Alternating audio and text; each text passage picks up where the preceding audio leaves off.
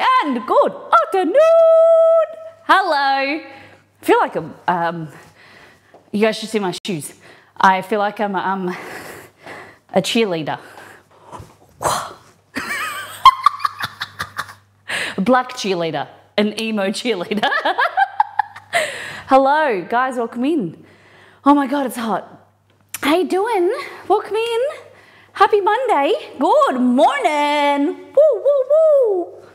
Guys, welcome in. Today we are making donuts, gluten-free donuts. So I said to Exceed, we're making gluten-free donuts. He goes, oh, are they from the book? He goes, that's all right then. We have been loving this book. Probably the best gluten-free food we've ever eaten is from this book. And so this is The Very Hungry Celiac. Hello, Crystals. So we're making the yeasted donuts today. So very excited. Oh, there's a skewer in here. How was your weekend? How's things been? Happy 29th of January. Where the heck is the month gone? Oh my goodness. What the heck? Can you believe that it's the end of January already? Just flying by. Okay, so before I was getting ready for stream, thought to myself, hey, like the bin stinks. There's nothing, you know when, like, you understand when the bin's full, that it smells? But the bin's like got nothing in it, so I don't know what in it there actually smells. But it's gross every time but now I've left it too late that I can't complain because I wasn't organised enough. I was too busy feeding Romeo about 6 times because he kept growling at me that he was hungry. I have celiac, so I'm here for all the gluten-free stuff. So you are celiac? Really? Nice. Well, what type of foods do you feel like that you miss out on? Okay. This Friday, big event. Oh, very exciting. How cool. So if you're new here, welcome in. We're going to be doing egg bites, pressure cooker, kind of sous vide, faux egg bites. They're delicious, perfect for lunches, snacks, nice protein. You're going to love it. So before we continue, let's go back to last time on, show what we did on the last stream. What have we got here? We did Australian food for Australia Day. This recipe is coming out, the chocolate coconut slice. I'm going to remake that tomorrow, film the real recipe photos, things like that. That's a good photo. We did some lamb, delicious. I've been snacking on it the last few days. So this is a chocolate coconut slice. I probably should test that with gluten-free flour as well, see how it turns out. That would be a good idea, wouldn't it? Wouldn't it? We also did sausage rolls, which were a big hit. We took them to a barbecue later on that day, and they're a massive hit with our family friends. So it was a lovely stream, 194 bits, 6 subs, resubs, gifted subs, and some new people in the form of follows, which is lovely. Did you guys have a good weekend? It was a long weekend for us, and we got so much done. We painted, we streamed, we went to a barbecue, and went to like my auntie's house and saw friends, and then we came home and we painted. So we got all of our hallway done, and the house just looks so bright and lovely. We've still got to do the roof, the ceiling. We might get someone to do that. But now we move on to the other area, the other hallway, and yeah, it's since we've moved and renovated, the house was like we'd ripped off areas, and we put paint and we put tape, and it all looked higgledy-piggledy. Now it's all looking bright and white. I know it's a bit boring. We're having plain white walls, but we're going to hopefully bring some colour in, some artwork and plants and things like that. So it's nice. It's feeling as though like the house is like, you know, feeling a little bit more finished slowly. And then we did some cleaning. We did watch some movies. I watched a midday movie. I don't remember the last time I watched a midday movie by myself. I watched Shrek on Saturday. And then yesterday we watched Fran and, oh, I don't even know what it's called. Fran and something go large. It was about the lotto, and they were gaming the lotto for their community. It was a really good movie. It was with Bryan Cranston. You guys might know it. Something and Fran go large. I forgot his name. Frank and Fran? No, Frank, I don't know. But yeah, Shrek was good. And then that movie was good as well. It was just lovely having a long weekend that felt like a long weekend for the first time in a while. No, we've just finished like Christmas and New Year and stuff, but it was just really relaxing. And productive as well, which was good.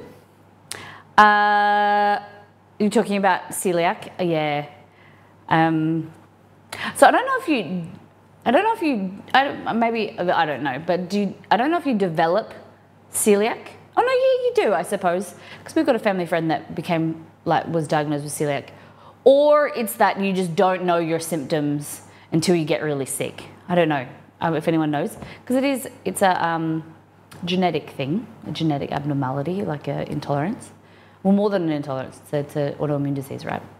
Anyway, for now, let's go a deep dive into Discord, show what the community has been cooking and eating. I want to know what you did on your long weekend, or you did on your short weekend, your regular weekend. Was it snowing? Was it hot? Did you go out to the cinema? Did you go out to the markets? Did you stay home and sleep? Game? I want to hear about it. Thank you, Roselli. Guys, how do we feel about this? So Nito did tell us this is what she did, and I actually do something similar when I can be bothered. You take the lid. This is a beef pie, like a savoury pie. We have them. They're like hand pies in Australia. Very common. One of the most popular. I would say. You know when you guys go to the baseball or a sports game, you guys get hot dogs. We get meat pies. Very, very, very common. And so Nito takes the lid off, eats the filling from the middle, and then eats the pastry later. All good except she eats it with mustard. I don't know how people eat. Like, I'm borderline with ketchup. The only thing that I eat tomato ketchup or tomato sauce with is a sausage roll or a pie. But I'm not a massive fan of mustard. Other than Exceed really likes mustard. So that's why we have a lot of it in our house. Yes, that is the correct way to eat a pie when you can. Obviously can't do it easily. Yeah, so it's like you need to be sitting, you need a spoon, like, you know, it needs to be the certain situation where this is appropriate, but I approve. Look at that. Worked a cards and cocktails event at work. So when you say cards, like cards like as in dealing cards, not cards as in like tarot cards or whatever. Could be like a tarot card and a cocktail event.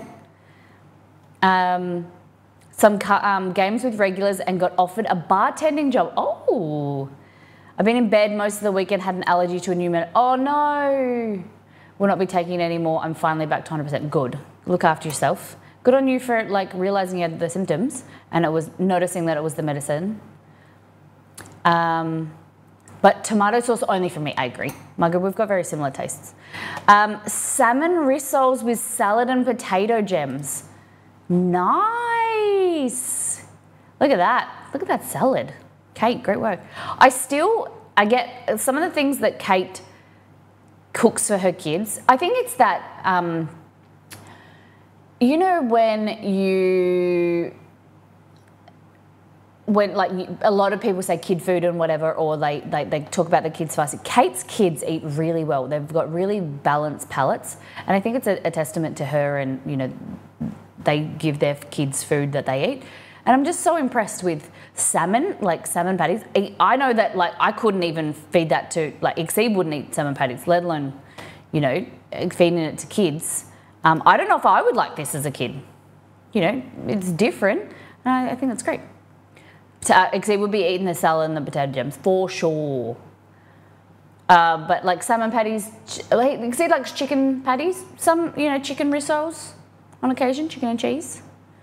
But I hope if, you know, if we have kids, when we have kids, I can make sure that my plan is to hopefully, you know, you can't have a plan, but hope to they're well-rounded eaters. My son has a weird palate, eats any seafood all the time, sushi, salmon, squid, you name it, but cheese, nah, no way. You won't eat cheese? Damn it, throw them in the bin. God. Wow, you'd think cheese is like an easy win. Because they say like some kids don't like milk and cheese is a great way to get some calcium into them. And obviously your son no. It was an event where people would bring a board game and cards and we serve cocktails in some small foods. Nice. Sounds good. Honestly, work this weekend was exhausting, but I'm in good spirits. No energy, but good spirits. Nice, beware. I thought you were going to say I'm in good spirits because I'm drinking spirits. Shadi asked me about this flour. So I don't know. I think the packaging is different. Like Miller's sounds familiar. He said it's from Western Australia. But I've never seen this branding before. And he asked me if it was good. I don't know. So I need to get, I've run out of plain flour, my big bulk bags.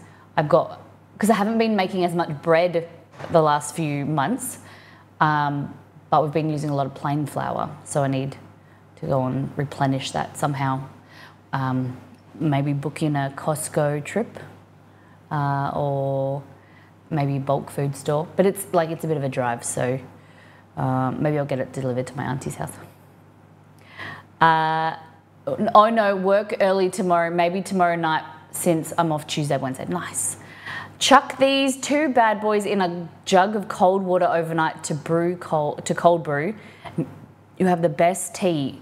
Hot tip for cold tea from Margot. Strawberry, raspberry, and Logan. I have no idea what a Loganberry is. Lemon twist. Any sweetener? This is cool. Caffeine free. I like that. So I'm a big tea drinker, especially in winter, and I'm definitely going to start looking at stuff that is caffeine free. No, I don't like it sweet. You're already sweet enough. Nice. Lemon twist. All right. I do like me. One I really like from T2 is Pax a Peach, but the T2 stuff it's good if you can get it on sale. Coleman, I've never had Coleman's mustard. I feel like I'm 50 years late to the party, but I just tried this for the first time. So very good. I should have figured this out for the mustard stream. Never heard of this mustard. I feel like it's English. I think it says English there. I just too little. Has anyone tried Coleman's? If anyone wants some mustard, I've got some hot English mustard that I am happy to send you. I do not want to ever eat it. I don't even think I can dilute it enough for me to want to eat it. What else we got? Rosalarita. She's been a busy girl this weekend. Love seeing Rosalie. Keep posting. Friday temps were reaching into the low 60s, 16 degrees, for the first time in 2024. So this is the coldest it's been. Bestie and I left work at noon and went for a drive and ended up at this restaurant drive as in motorbike drive or car drive. Restaurant that has the best tomato Florentine. Fun fact, never heard of tomato Florentine, had to Google it. So it had roasted garlic croutons, provolone, mozzarella, Swiss cheese, oven baked and served with garlic bread. Damn. Oh, it's the warmest it's been this year. Okay. I thought you were saying that it was the coldest, and I was like, wow, that's amazing. This looks so good. So I had to do a little Google. So tomato Florentine is a diced tomato, can of tomato soup, beef broth, water, onions, garlic, noodles, Italian seasoning, and fresh spinach soup. So it's kind of like a tomato based, is that right? Mine didn't have noodles, okay. So it's like a tomato based soup. And then she had it with heaps of cheese loaded on top and croutons. Yum. It's making my mouth water. That looks so good. It was more of a super creamy tomato soup. Wow. Very cool. Glad you enjoyed it. Glad you had a great weekend out.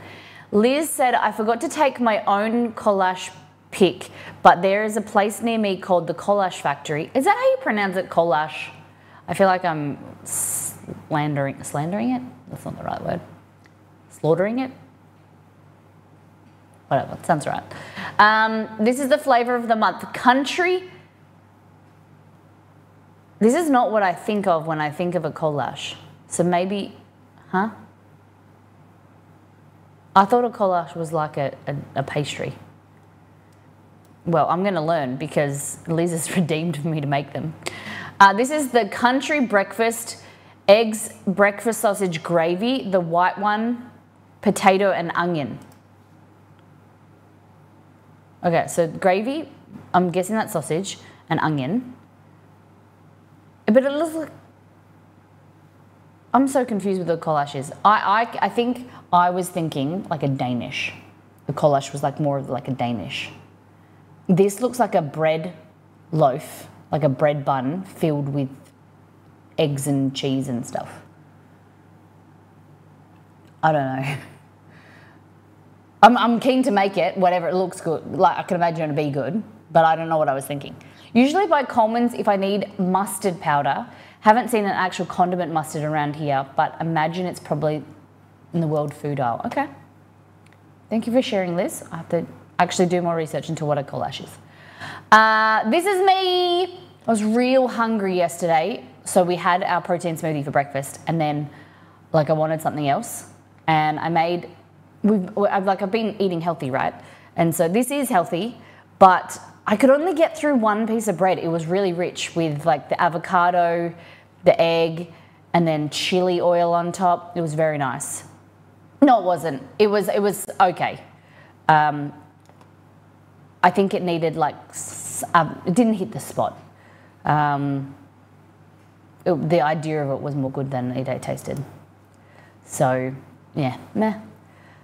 Probably like, it's just regular toast. I probably prefer sourdough. Probably preferred some Greek feta on top as well. But yeah, that was it. Kate, roast pork, potato, sweet potato, pumpkin, steamed veggies, corn and gravy. Damn. Look at that gravy. Wow. So deep, so rich. Look at that. Great work. Kaz, pork chops with cranberry orange chili oil. Oh my goodness. Sorry. So cranberry orange chili oil all came together, like that was a product. Stir-fried cabbage and mushrooms. Ooh, hello. And the most amazing yogurt cake, barely sweet and a crumb so fine it's almost custardy. Damn, looks moist. Very cool. Very cool. And look at that. Cranberry chili. Chili oil at Trader Joe's. Don't tell me about Trader Joe's. It makes me jealous that we don't have anything like it here. And I can't get anything from Trader Joe's. That's so many cool stuff. I just want to be like transported to a Trader Joe's store just so I can buy stuff and then travel home. I don't want to see any of you guys that don't want to visit America. I just want to go to Trader Joe's. Been sucked into the Power World gaming all weekend. So ordered a gluten-free veggie pizza. How come gluten-free? Because we're doing gluten-free month? You're just getting in on board? So yum and love the thinner crust. I like a thin crust. Looks good. Too many veggies from little on me, but I can imagine it'd be yummy. Great work. Great work. And I'm loving that you're loving Power World. Because for those that don't know, we're playing Power World this Wednesday. If anyone would like to join us, Rosalie and I, she's going to teach me how to play, hopefully, on Wednesday's stream. So Wednesday morning, it's just going to be a bit later. Instead of starting at 8, we're starting at 9. Only for the fact is that I can get up and set up my computer and like make sure everything's ready in the morning. 3 days in a row, co-workers were talking about panera bread, so I caved yesterday. Chocolate croissant, not as good as they used to be, but still good. I also got a soup and a sandwich and ate that at home, but all 4 animals were harassing me for my tuna, so no pigs. Damn! The pain au chocolat. Look at that. We watched a video, a YouTube video last night on croissants.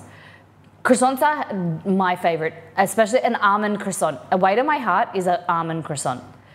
Best use of like day-old croissants. Give me a field with frangipane and like loaded with things, and I love a chocolate croissant too. I miss pastries too, pastries and bread. Well, Crystal, in this cookbook, this is probably the best gluten-free bread I've had. We're going to be making donuts today. There was bagels. We've had pasta, gluten-free pasta. There's crackers. There's dumplings, gluten-free dumplings, noodles, ramen. And then we're going to have to do pastry as well. So there's choux pastry, so you can make like profiteroles or eclairs. Almond, pear, and brown sugar tart. Guys, it's coming in for the celiac. Croissants are, I think, a little bit of a different thing to do gluten-free. But tiramisu tart. These look so good. Chocolate orange. Oh, I think we have time to do these today.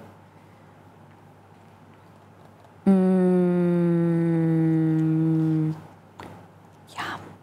Sweet tarts, brownies. Yeah. It does. Unfortunately, you have to buy it from Australia and get it shipped to Australia. There is an ebook you can grab and just print it out yourself. That's what I would recommend if you're not in Australia. But at the moment, Liz bought the ebook, I'm pretty sure. The shipping to the US is a bit expensive, but they're trying to get it available in Australia. I think it's the best gluten-free food. As I said, I do a lot of cooking, done gluten-free food before, and eaten a lot of gluten-free food, and it's usually pretty shitty. It's getting better, getting way better, but this, no joke, has been the best ever. And Tamina, nibble board from work, locally sourced whipped goat cheese, nice. Small goat wedges, cow's milk cheese, homemade crackers, fruits and nuts. Yum! Yes, this looks good. Fantastic. Thank you for sharing. I love to see your work stuff. I'm not in Australia. Yeah, that's what I'm saying. So it does, I know that you're outside of Australia. So the book comes from Australia. You can get it shipped internationally. It's just more expensive, but it's worth it. If you don't want to, you can get an ebook, like an electronic book, and that's available on Amazon, I think, and Booktopia. I think maybe Booktopia is an Australian store, but I can send you some links in Discord. Pasta salad dressed with pesto and Kewpie. What do we got in here? We've got some chicken, some bell pepper or capsicum, cucumber. What else? Some pasta. What are these pasta shapes called? Is this macaroni? What is this called? Some spinache. Is that some cacarot? Looks like carrot. Looks good. I knew I liked you. Almond croissants are my favourite pastry ever. That dish looked incredible. Yeah, it's a type of macaroni. Like the straight, not the elbows. North. Thank you, everyone. Okay. So, we're going to make some donuts and then we're going to make some egg bites because you know what we do around here is we try and multitask. So, the donuts, we need to make the dough, let it proof. And in that proofing time, we do other stuff. So, possibly we could fit in the egg bites and maybe something else. We'll see how long these donuts take. Looks like penne but without the slanted cuts. Yeah, but it's only little. It was only really small pasta, it looked like. Okay, what colour should I use today? Are we going to apron it? I think we shall. All right. As I said, I feel like I'm wearing sneakers today without socks. They're like leather sneakers and my feet feel like they're already starting to sweat. which I know you guys wanted to know.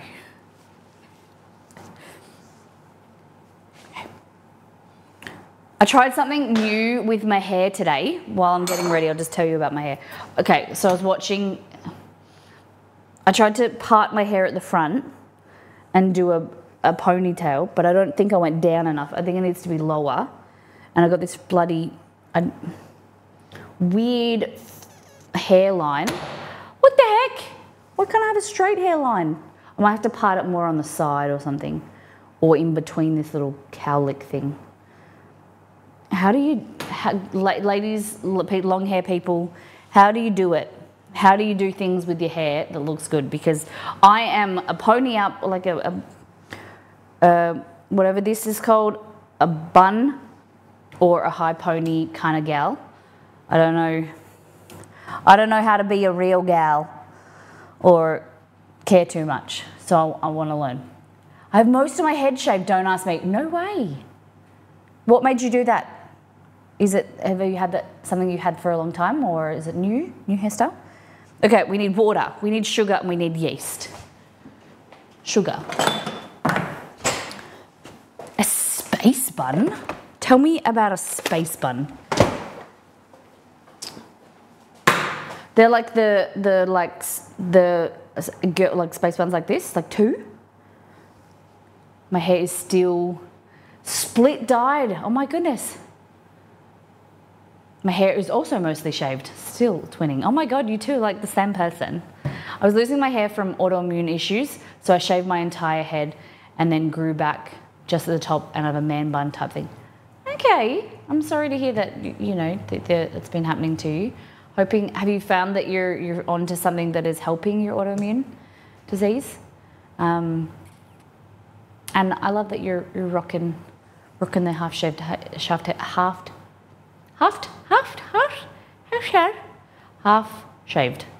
I've never been able to master space buns, lot respect.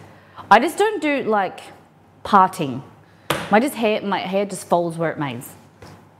God, my English today, wow. Okay, we need flour blend. We're gonna go into the pantry. Is it clean? Oh, we're on an angle today. Flour blend, I got psyllium husk here. I need xanthan gum, baking powder, and egg, okay? So we need flour, xanthan gum, baking powder, and egg, okay? So we'll go egg first. Ovo.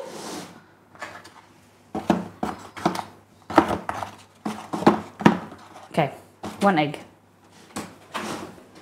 Then we need flour, gluten-free flour blend.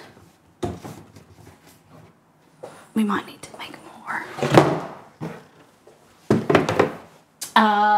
Xanthan gum, baking powder.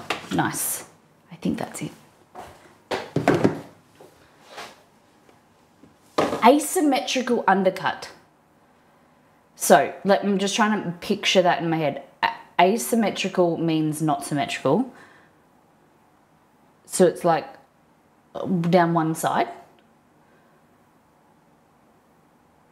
I used to do space buns when my head was all hair.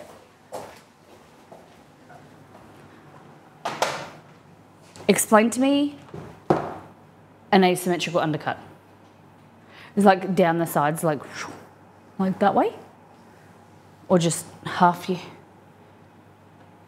So interesting. All right, so egg. What's that egg? Oh, I may have cracked it in my hand a little bit. Warm water, sugar, yeast, flour blend, 170 grams. I feel like that looks like 170. This is gonna make 8 to 10 donuts. It's a good amount. Gluten-free baking powder, which we got. Xanthan gum, we got. Salt, butter, caster sugar. Okay, I think we got it. Does it say we need mixing by hand? Oh, we need a stand mixer. We don't have the brute glute strength. I don't know why we need butt strength, but we need all the strength today to get through the kneading. Okay. Other little announcement. Big Dave is coming today, my dad. He's bringing over some yabbies from the farm. He put the yabby, this is like a marron, freshwater marron. We called it another name, kunak. He put the nets in yesterday for us specifically, and he's driving up today that we should get them towards the end of the stream so you can see them live. Hopefully. So he was going to pull them this morning, put them in some water, and then bring them up so you guys can see kunaks or yabbies. And then maybe we're not cooking on Wednesday at this stage, so we might be able to cook them today, and I'll show you how we eat them.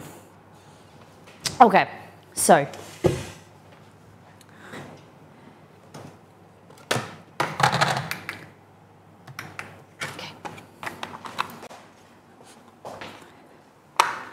one moment, I'm just gonna change these batteries to see if I'll put another opportunity before I throw this scale out.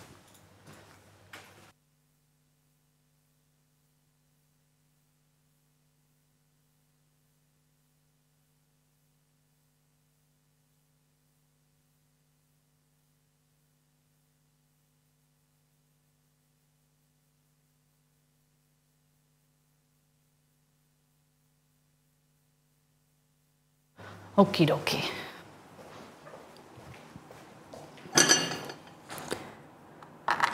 The moment of truth.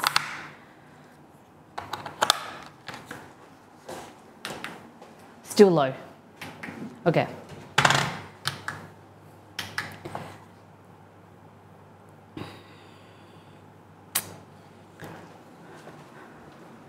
I just don't understand.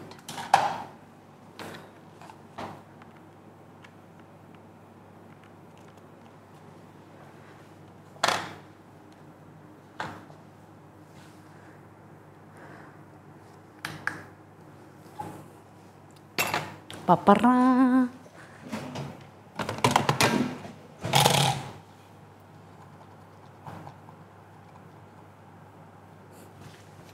Alrighty. So 0, 0. Please, please work.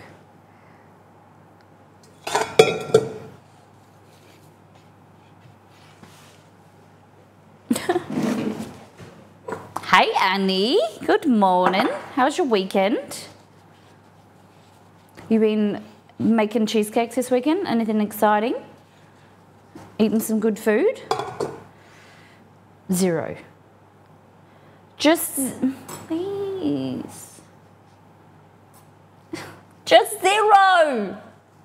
Thank you. Okay. It's on my list. Don't worry, I'm gonna buy a new scale today. It's on my list. I didn't do it. I didn't do it on the weekend because I totally forgot about it. Okay.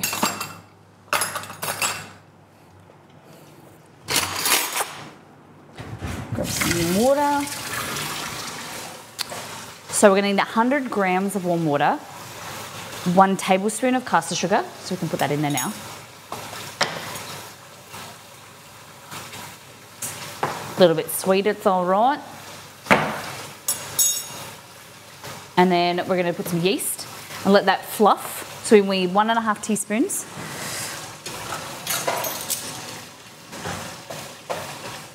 Oh, sorry, pressed the wrong button.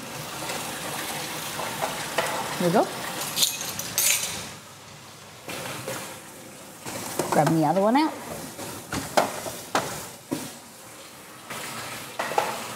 I think it took us all week to finish the cheesecake, I can imagine. I feel the same. Like it's when Exceed and I have something in the fridge, it's just the two of you. It takes a while. That's why I try and give it at least half away, because you not feel like you get bored.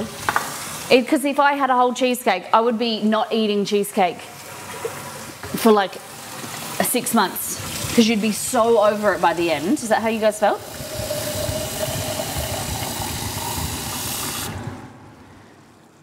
We just over it? Yeah, that's what I'm saying.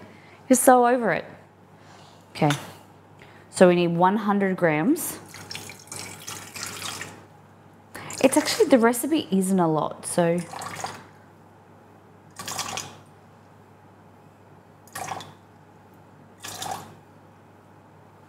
100 grams, easy. There's still one slice there, but I think it's in the bin at this stage. So for us, it's like any, the chicken that I made on Wednesday, so I'm not good on leftovers, but if something's not delicious, or even if it's like tastes good, by the second or third day, if it's still there, I would like, don't eat it. So Exceed took one for the team. Yesterday, he finished off the pesto chicken and rice because we've just had, and then I ate the beef and broccoli on Saturday, but it was a struggle. He told me I wasn't allowed to cook anything else because we had to get through the leftovers from Wednesday's stream. And it was hard. It was real hard. Teaspoon and a half of yeast. Because I just I'd prefer to have fresh food every day and make something different than be like, oh, I don't feel like that. I don't really like pesto very much. Okay, so just give that a little spinny spin. Fabulous. You kind of don't want to do the spin because then now the yeast goes all up the side of the bowl, which is wrong of me to do. Okay. There we go. Bubble, bubble.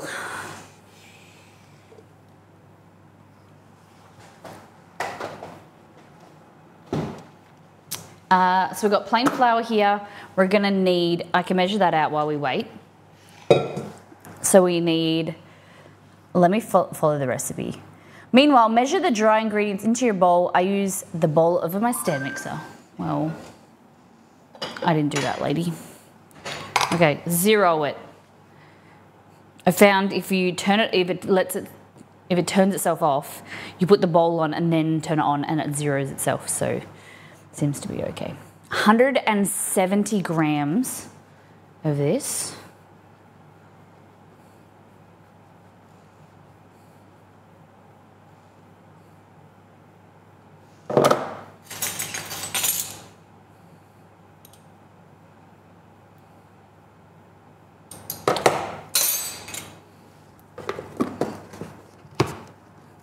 Okay, 170 grams, and then we're gonna need 8 grams of psyllium husk powder.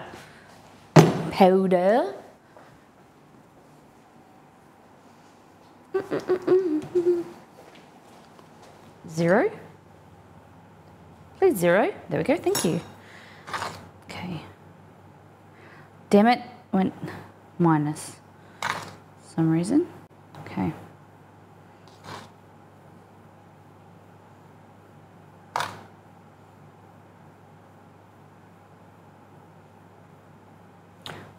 Eight grams, and then half a teaspoon of xanthan gum. Did something happen to the bagels? What do we mean? What do you mean did something happen? Some of them were eaten. They weren't. Let's just say I don't think I proofed them long enough. I just wanted to bake them as soon as possible on Friday. What was it? Friday I made them. So they were okay, but definitely think that they needed a longer proofing. The graphic shows bagels for today. What do you mean? Does it really? Oh! It does say bagels, gluten-free versus regular. Oh my God, I approved this. It's meant to say donuts. Oops, my bad. I approved it. Exceed sent it to me and I approved it. But Wednesday's Power World, if you guys want to play Power World with me. And then mushroom risotto, which we're going to turn into arancini on Friday. And then probably also something gluten-free tart or something like that. Good pick up, Dex. Whoops. Whoops there. Okay, so we've done that. Row me. Whoops. Oh my goodness. Arancini I need. The mushroom risotto recipe is on my website. So we're gonna make that and then turn it into arancini. It's better like if you leave it for a day because it gets stickier, but you know, we're gonna just do it on the same stream. It's fine. 2/3 of a teaspoon of baking powder. That makes it really tricky because I do not have 1/3 of a teaspoon. So I suppose I'll just get a little bit less than a teaspoon. So what's that? That's a bit tricky. 2/3 of a teaspoon. Weird. Okay. Then we need a little bit of salt. How many of you guys like arancini? I think I'm gonna do an arancini guide. Guide to make arancini. Field, non-field. I might be in the minority. I'm not a big fan of field arancini. I prefer like a mushroom arancini that's like got stuff in it rather than like a plain arancini with the filling. I don't know. Sorry, personal preference. Never found an arancini, plain arancini that I liked. Not saying that you can't get the mushroom arancini and put cheese because that's nice, but I prefer like a flavoured risotto to then make an arancini. I've had a lot of really bland arancini. They haven't impressed me yet. Well, maybe you should follow this. I hope you get excited for next week then, or for Friday. Okay. After 10 minutes, it looks frothy. Yeah, boy. Look at this. Frothy. That's what we want. Okay. So it says, should be thick layer of foam, which it is. Crack the egg into the yeast mixture. There we go.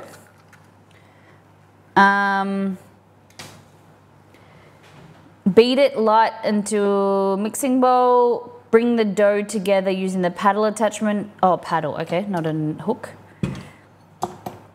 All right, so we mix everything together now. Yeast farts, yes.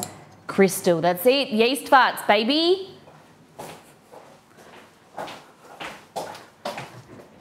Yeast flatulence, we like to say. Okay. Ooh. Nearly tripped over. So bring over your stand mixer like this. So we're using a paddle attachment. It's got a scraper, so it helps scrape the sides. So I'm just going to put this, just give it a mix.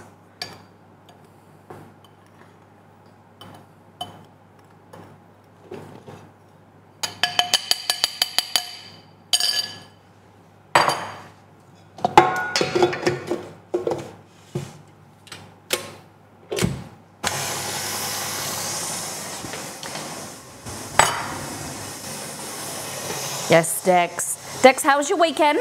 Did you get up to much? Oh, excuse me. Yes, we like a little bit of, you know, yelling around the house, don't we?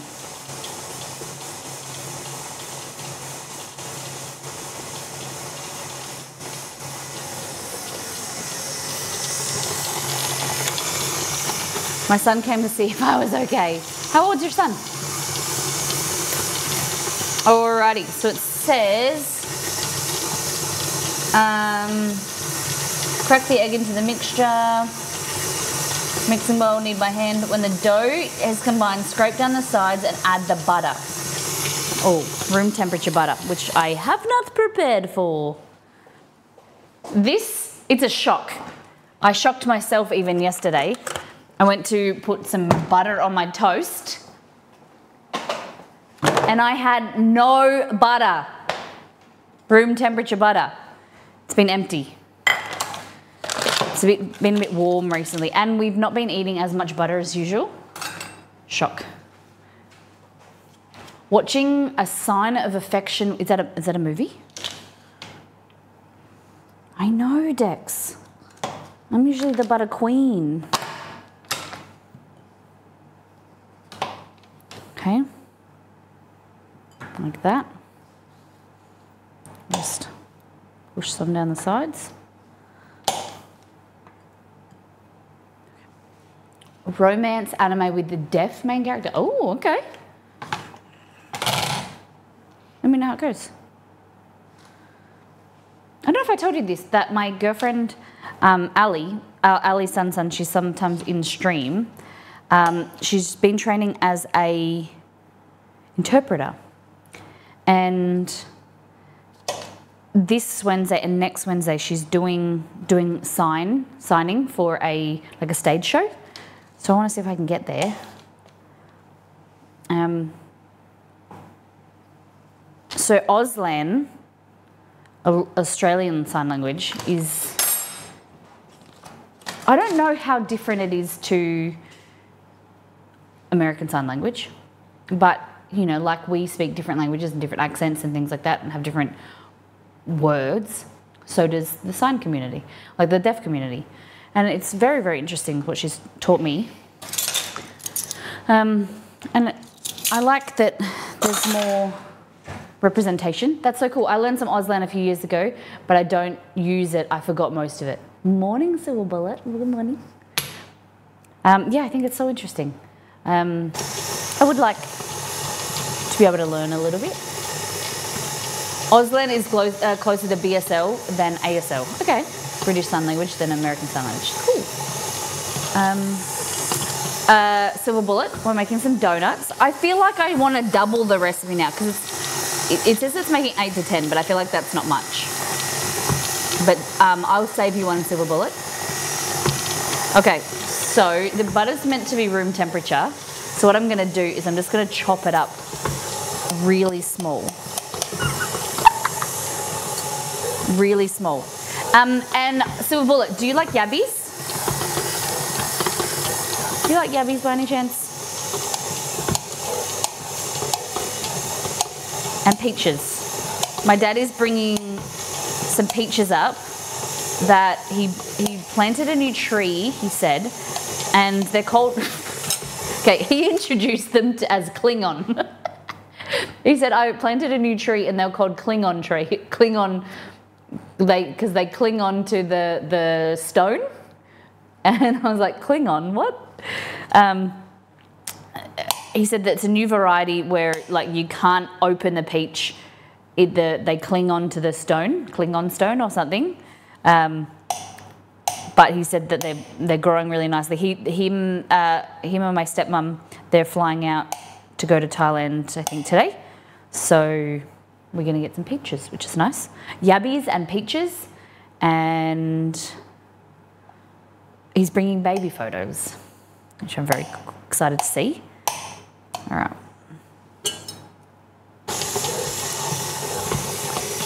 Sell them to Star Trek fans for the premium. You wait. I'll make some Klingon jam. Peach jam. All right. So, ideally your butter should be room temp, but whatever. So it says, crack the egg, add the butter. If mixing by hand, continue stirring vigorously for about 10 minutes. If using a stand mixer, continue to mix on medium speed for 5 to 6 minutes, scraping the dough away from the sides. I think it's doing a pretty good job. When the dough is ready, it will be very sticky but smooth, and you should be able to use a spatula or dough scraper to scrape it from the side of the bowl in a single bowl. Transfer to a large greased bowl. Let me just keep it in there. All right. The butter's slowly incorporating, which is good. Do you want a piece? Nope. There we go. Look at that. Oh, it was really in focus. Come on, man. Nope. There we go. Oh, come on, Sunny Jim. Stay there. Don't refocus. It's good. stay there. Klingon jam could be an emote. It'll just be...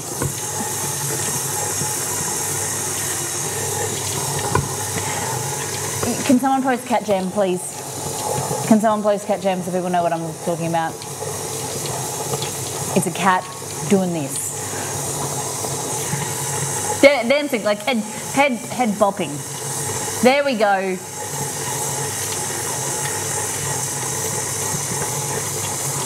Didn't know. Keep my mouth open, closed. That's better. If I use my hands, it's better, rather than this.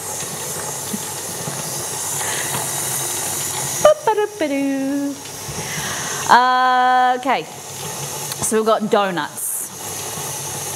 And then, from here. Now leave it as is. You do a fine job, Molly. Thanks, Grub. We are making sous vide. They're just egg bites. They're delicious. As I sit here observing. Slow cooker, pressure cooker cookbook. We can do these in the stove as well. A lot of these recipes. Easy, cheesy egg bites. Here. That's what we're going to make. And they are so good. So you can use the pressure cooker, or you can use the slow cooker, or you can use the oven if you want. We're going to use the pressure cooker because they're easy peasy. This is looking real good.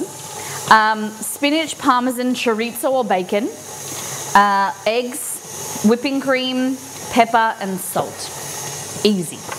And Beware can attest. Beware works at Starbucks. She's our Starbucks manager extraordinaire. She thinks these are pretty good in comparison to the Starbucks ones. Just saying. Just saying. Our Molly Test kitchen team nailed it. They approved my recipe, and that's all I can help. That's all I can wish for. True facts. Okay, put this over here. It's looking good. I think that looks good. It said for 10 minutes though. It's 5 to 6 minutes. It's been going for like, what, 3?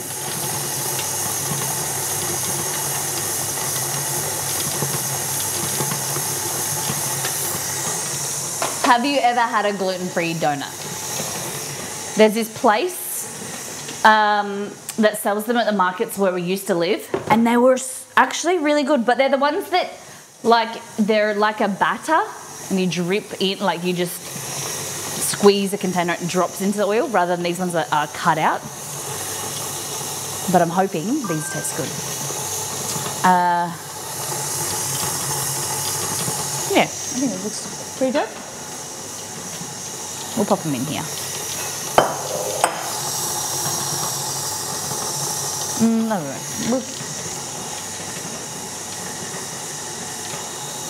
can't decide. So technically, I've had a gluten-free donut from a brand called Katz. Was it good?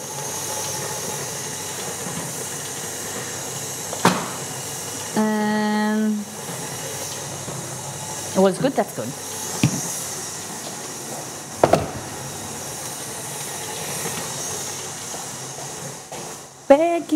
Begging you.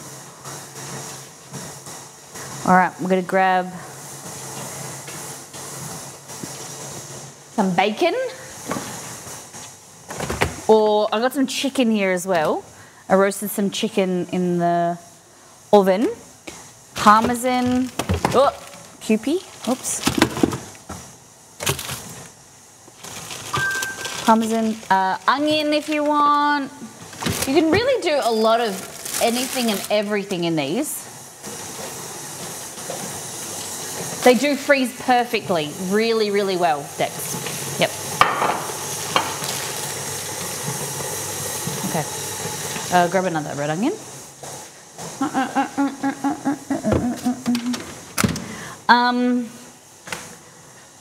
Red onion. Where's my bacon? Making bacon.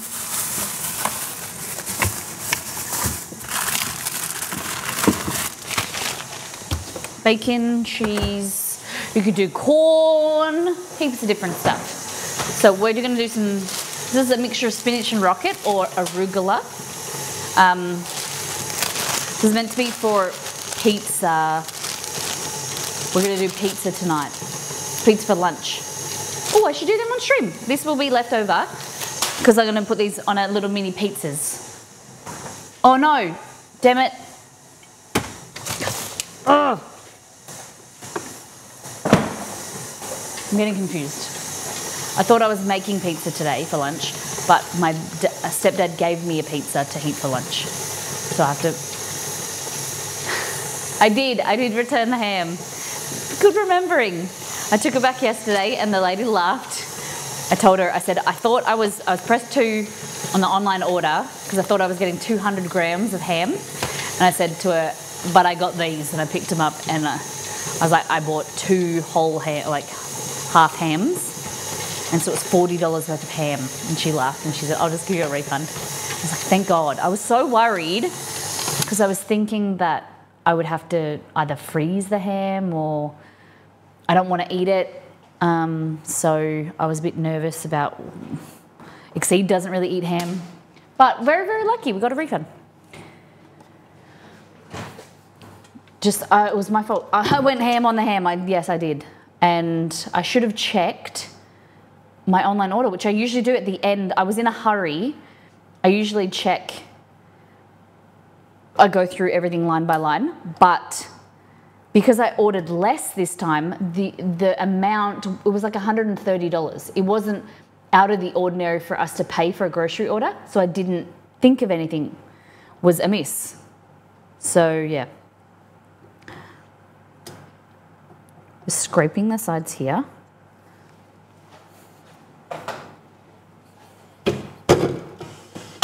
Bang it. Was that about 5 or 6 minutes? Look at that, comes off nicely.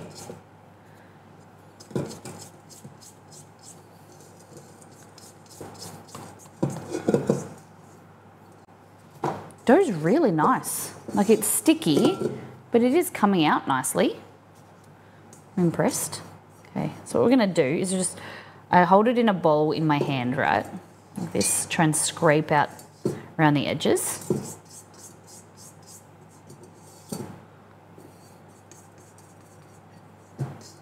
There we go. And then you want to grab some oil spray. Because I don't like dishes. I don't want to have to get a new bowl for no reason. I'm on a walk and you'd started, yeah, it was about 11. And I'm on a walk and you'd started when I joined.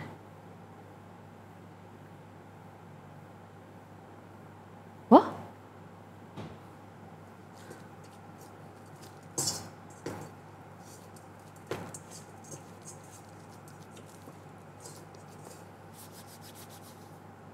What was I talking about? Minutes. Oh, 11. Okay. Yeah, it was about 11. All right.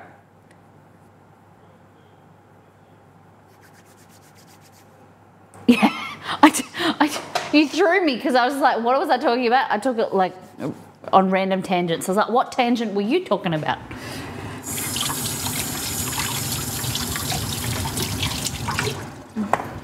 You just, once it leaves my mouth, it leaves my memory as well. So, looks good. And we're just going to cover it. Keep it away from the fan. So I might pop it like in the oven. Turned off. Like that. Amazing. For about, what does it say? Turn the dough over in a bowl a few times so the dough is lightly greased. You should not be able to pick it without it sticking to your hands. Yes, which has happened. Don't fold it over itself at this stage. The aim is to not incorporate, oh shit, it says not incorporate fat. Well, I didn't do much. Simply make it workable. Cover the bowl with plastic wrap or this. Place in warm, draft-free spot for an hour. Hey Google, set timer for 1 hour. Got it, 1 hour. And that's the smug look now. on my face that I've got right now is because I remembered for the first time to do a timer. It's an ongoing issue that we have in this household, isn't it, guys? And my oven trays don't fit. Cool, man.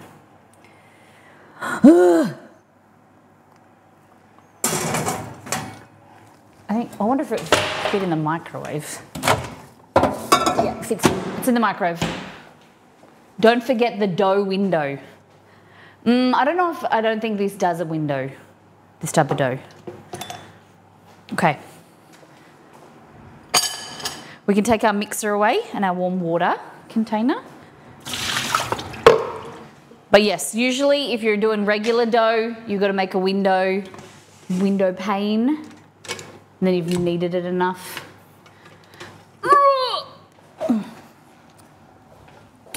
Still contemplating spray painting this mixer or covering it.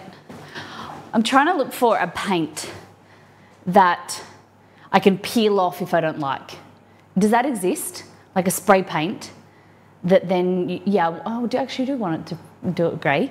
I want to peel it off if it doesn't work, if I don't like it. I don't know if that exists, but I want to peel off paint. Okay, so chopping board,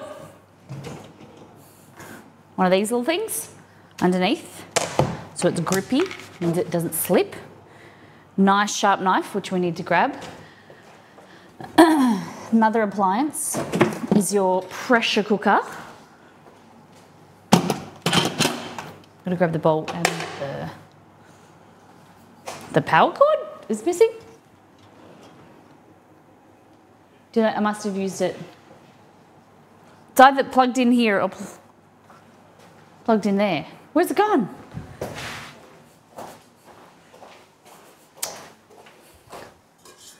Sometimes, not often, but sometimes Exceed steals it because he thinks it's here. It's just like a PC cable. I don't know what this connector's called. If it's Dex, you might know. What's that called? What kind of cable is this called? I just think of it as a... Hello? What's going on here? There, that. Has that got a name, guys? I just call it a computer cable because that's always that you put in your PSU. The plug. It is also for the pressure cooker. Okay. So, pressure cooker, like this. Over here. Plugged in. What we're gonna use is these guys. You just pick them up from your... Damn it, where's the other one?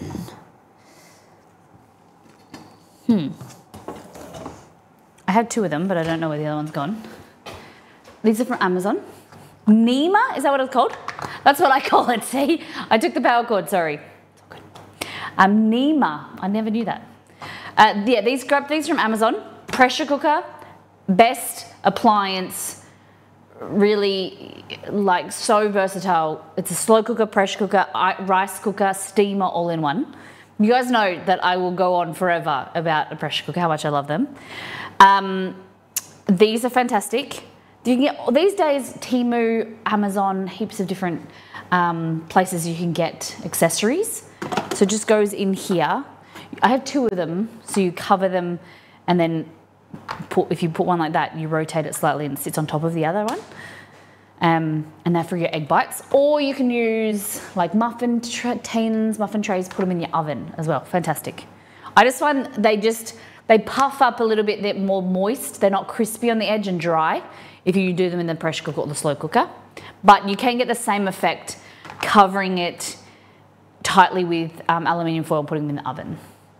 But these are delicious. Super easy, healthy protein snacks. Really great, okay? So the things you will need are, or also ramekins work. Divide the spinach, parmesan and chorizo between ramekins. So we're gonna chop up some bacon or chorizo, whatever you like.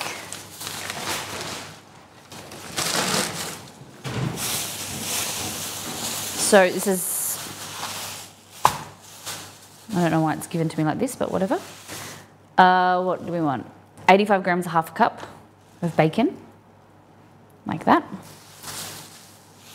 This is streaky bacon, so this will be a higher fat content. So if you are worried, you can render it off and cook it first. I'm just gonna grab a knife. That we were young, oh, we had a fun.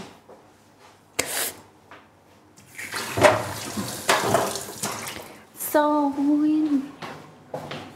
hello, Jessie.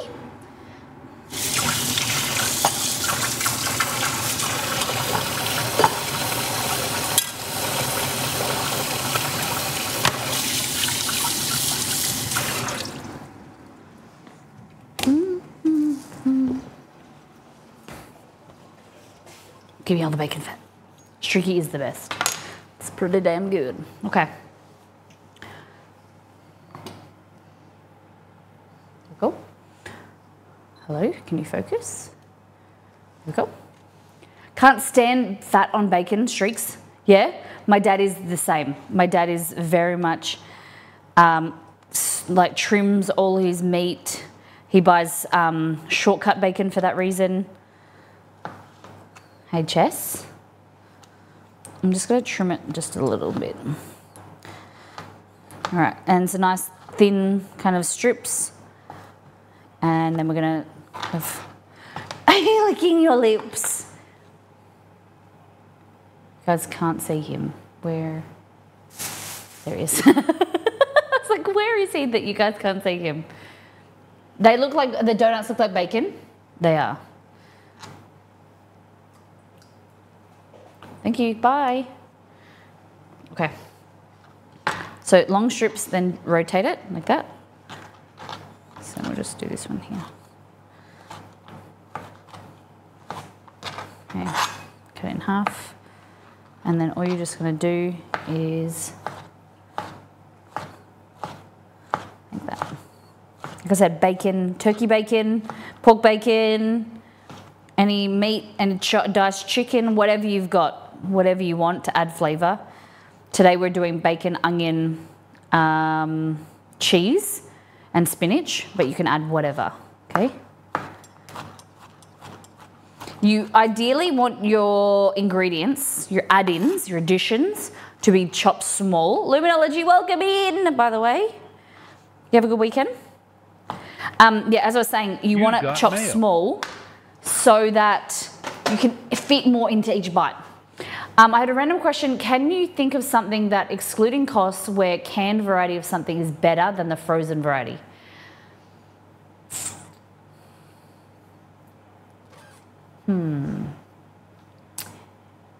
Think of canned easier camping. Yeah, canned that is better than frozen.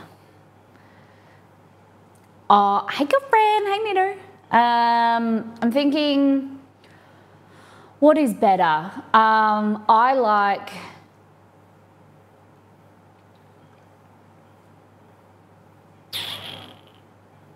canned veggies. I'm not a big fan of. Canned artichokes I don't think you can get frozen artichokes. Canned corn, soggy, frozen corn. I don't know. Tuna, frozen tuna. I don't know.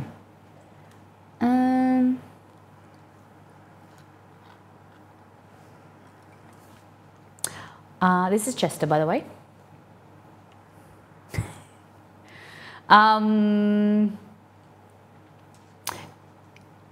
Canned fruit. I don't know. I think a lot of the time frozen is better. But it's depending. You can't really have... Oh, milk. Evaporated milk in a can is better than frozen milk. That's probably my only thing that I can think of. Frozen milk is disgusting. It separates, whereas evaporated milk, condensed milk is delicious. Great. Better in a can than frozen. Does that count?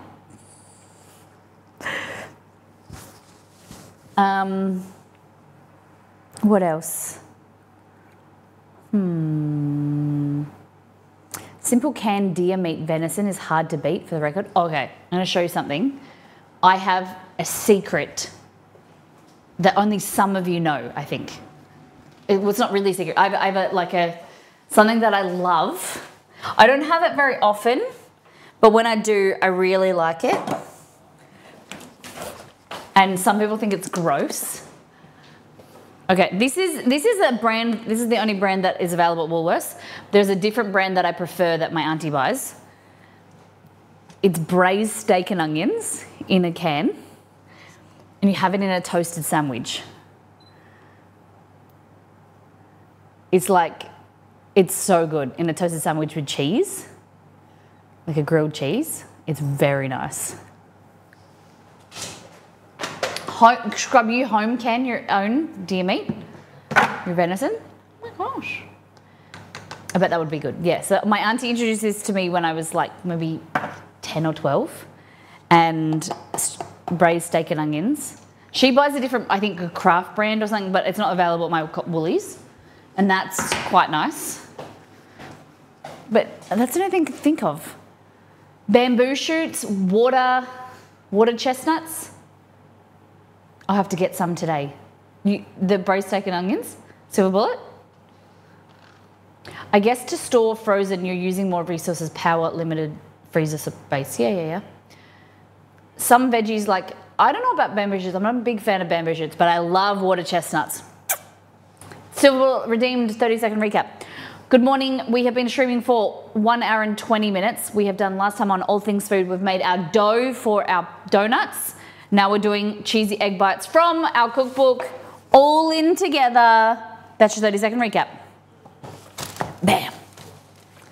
Water chestnuts are delicious.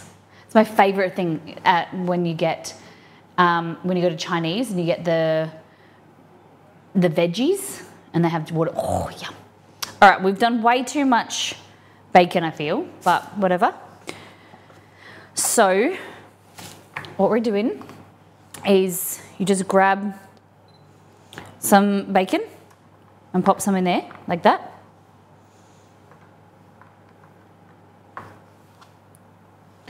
I didn't realise, like, now it's chopped up how fatty it is.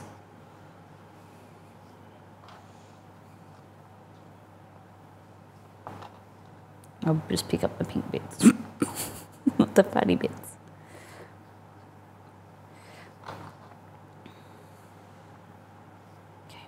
There we go, bacon. And then this bit here, I think we're gonna make a frittata. A frittata. So making the same recipe in a bigger portion. So if you don't have these fancy schmancy things that I've got, these, I love silicone, you know that. Silicone's amazing, bends and stretches, and grab yourself one of these. I got this from Daizoo, I'm pretty sure. It was like $5. Grab this. When you're using a pressure cooker, how can you make sure that it cooks evenly correctly? That's my biggest fear when cooking, is that the meat isn't cooked through. So it's definitely a something that could happen, but it's just about timing. So if you pressurize and you cook, like a certain food has like a rough time limit. So like for beef, like big chunks of beef for a stew or whatever, you need to cook it for about 40 to 45 minutes. And it's higher fat content as well. So you want to get some cheaper like cuts of meat. Cooking anything for about 45 minutes under pressure, even after 10, 20 minutes, unless it's frozen, which you don't really want to do, it's going to be cooked through. It's just about how much it breaks down the connective tissue. Chicken, you're cooking for about 15 to 20 minutes. And like, so the meat will cook, but then it will break down the connective tissue over time under pressure. It's not something you need to worry about. But then if it isn't cooked to your desire, repressurize it. If it's still warm, it repressurizes like within a minute or two. So if you cook a stew, for instance, the birria beef from in here, and you like depressurize it, and then you go, if you're in, like this is a tip that you'll learn in the cookbook, that is like, if when in doubt, manually depressurize it, so quick depressurize. Check the meat. If it's not to your desired cooking, literally put the lid back on, and as you turn it, the steam will repressurize it. and then you just put it on for another 5 minutes, and you can always add more. It's the same with cooking with a slow cooker, how you can check the doneness by taking the lid off and having a look. You can do that with a pressure cooker. It's just a little extra step, might take a minute or so, but when in doubt, just keep checking. And yeah, like a lot of the recipes in here, they're cooked for beef is cooked for at least 40 to 60 minutes. Chicken is cooked for about 30 to 40 minutes. And the doneness, it's going to be cooked through, but it might not be falling apart. So you might need to cook it longer so it falls apart. And it's just by using your senses of like using a fork, and if it's got a bit of stretch, like it's not giving away, not like being able to like shred gently, repressurize another 10 minutes, easy peasy.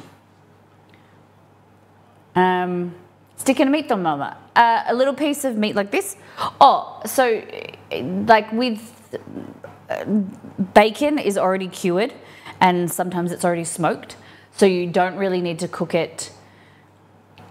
It's not like something that you need to cook put a meat thermometer in here. It's already like with the curing and things like that. It's just kind of like you're heating it up.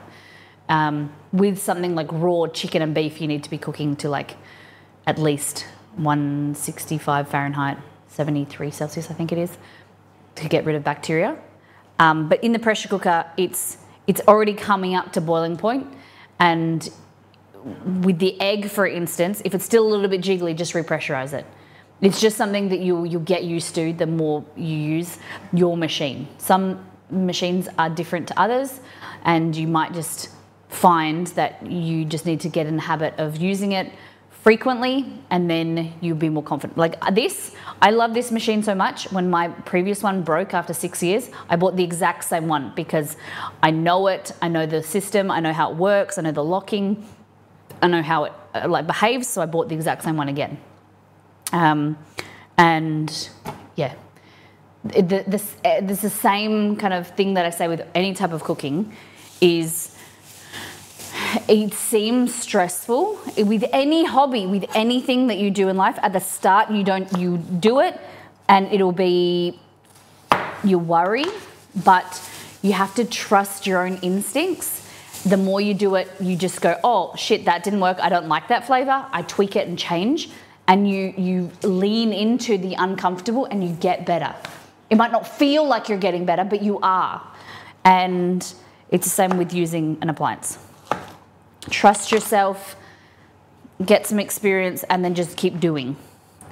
No one starts off running, or think of yourself as a baby. You like crawl.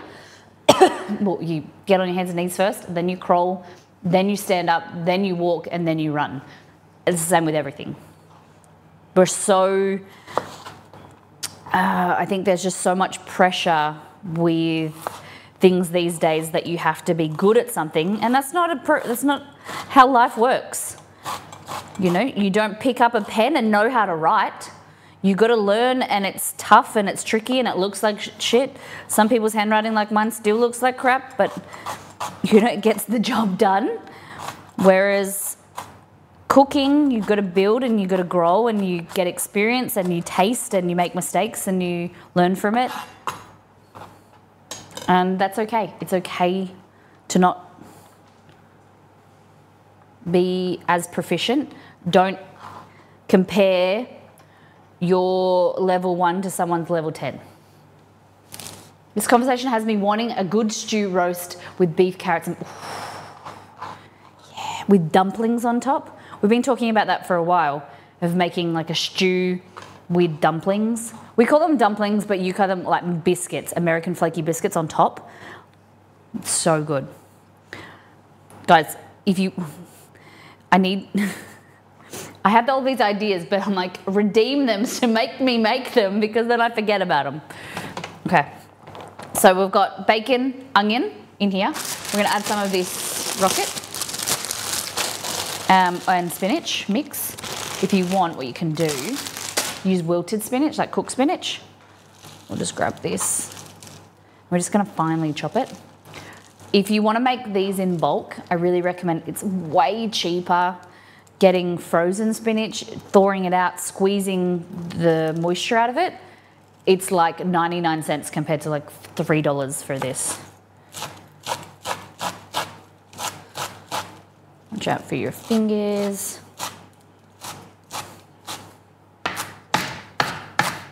Just run your knife through it, like that.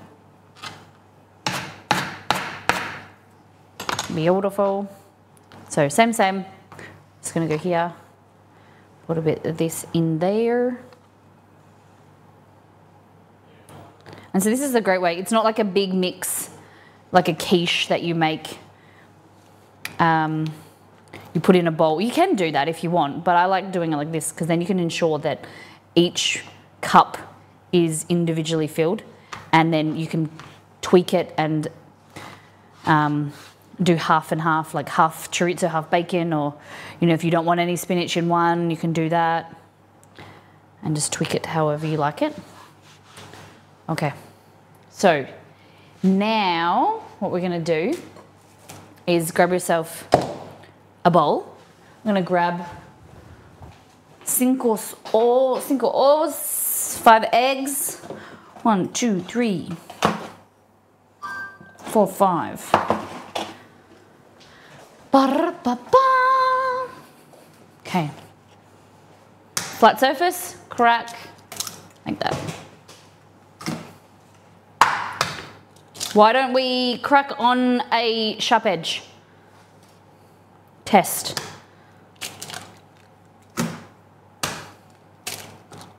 Oh.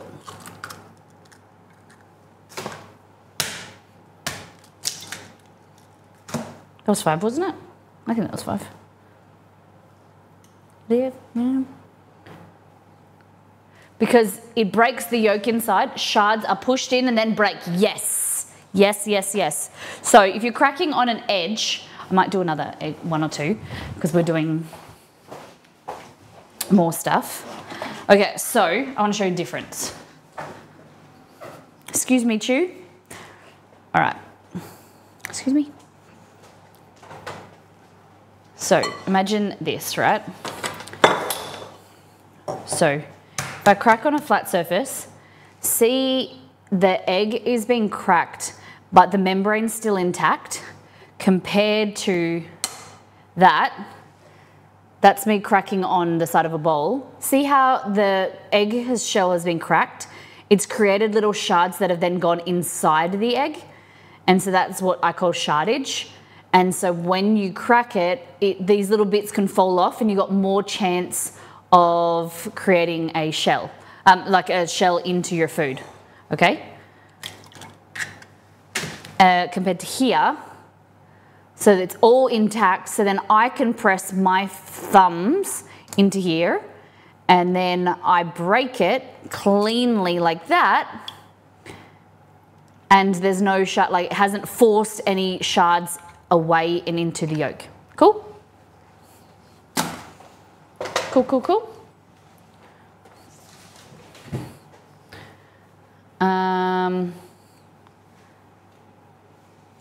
Can someone repost Galverus's message? It's just gone away from me.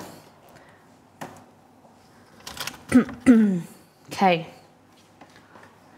I know I gave it to you months ago.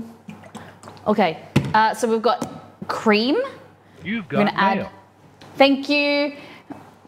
I'll wait till the ads are finished, 19 seconds. Salt. Like that. Some people don't add pepper because it makes it look grey, but I like pepper, so I add pepper. Meow, meow, meow, meow, meow, meow. Rosalie, could you do that again? Or mods, can you do that? You've got mail. All right, Galverus. If you could do a redemption that like if you want me to cook something themed. So are people allowed to request themes rather than a specific dish? Like if someone wanted to redeem something Lord of the Rings inspired or something, they could order be a specific recipe. You could, if you want to redeem a specific, like theme dish, you can do that. I'm happy to do that. Within, like, if we have a discussion about it. The redemptions aren't, you can't just redeem anything and I'll make it. It has to be in discussion. So we're doing 1/4 cup of cream. You could do evaporated milk as well, but I just have the cream that I need to use. Yeah, so it's obviously it comes down to cost of ingredients and foods. Like we've had people redeem for me to make sea urchin. I'd love to try sea urchin once, but Liz did in the past. It's not expected, but Liz is very kind and she redeems for me to, she tips money towards ingredients, which is very appreciated but never expected. And then it's just all in kind of, we have a discussion like, Molly, would you like to make this or can you make that? And at the end of the day, they go into a list. And then if it's not, like at the moment we're doing gluten-free month, so then if it's something that has gluten, I'll make it in a few weeks type thing. Do you know what I mean? But I like redemptions. I love when you guys do them.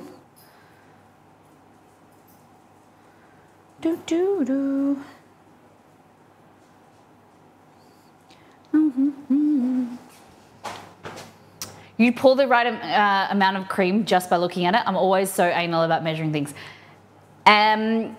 When I'm baking, I'm a lot more accurate and I care more. But with things like this, savory stuff, it doesn't really matter if you're off by much. In this instance, if I poured too much cream, it could affect the gelling, like the amount that the eggs like set. However, it says 1/4 cup of cream here to make these, but I added 2 more eggs, so I'm not too stressed. But it's a great thing to be focused on accuracy, Annie, totally. But more so with baking. It's a good habit to get into, and sometimes I'm a bit lazy. Hashtag lazy cook, we like to say. But the way that I quote it is, I know the rules. I like to know the rules so then I know when I can break them. And that's what I like to teach you guys, is that sometimes it's real, like, you know, accuracy is amazing, more so in baking. So that's like a little rule, right? Accuracy is great for baking, but then it's not as necessary for cooking, like savory cooking. So you can bend the rules there a bit. And that's my ethos on it, is that you learn the rules so that you know when to break or bend them. Okay, so I just cut this so it's easier to grate. We want to do 1/4 cup of Parmesan. The reason I use Parmesan is it doesn't have as much moisture compared to a cheddar. Arguably, some people say it's a little bit healthier, I don't know. But it has a richer, more robust flavour for what you get.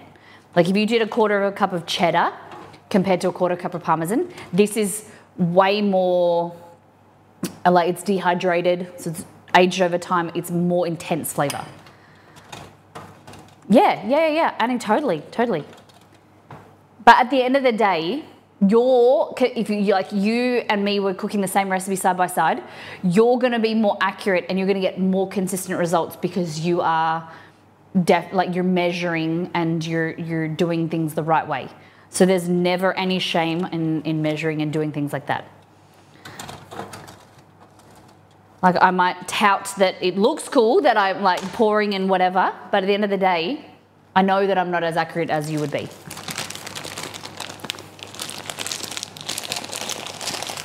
It doesn't make me a better cook that I can add some wank and pour things in.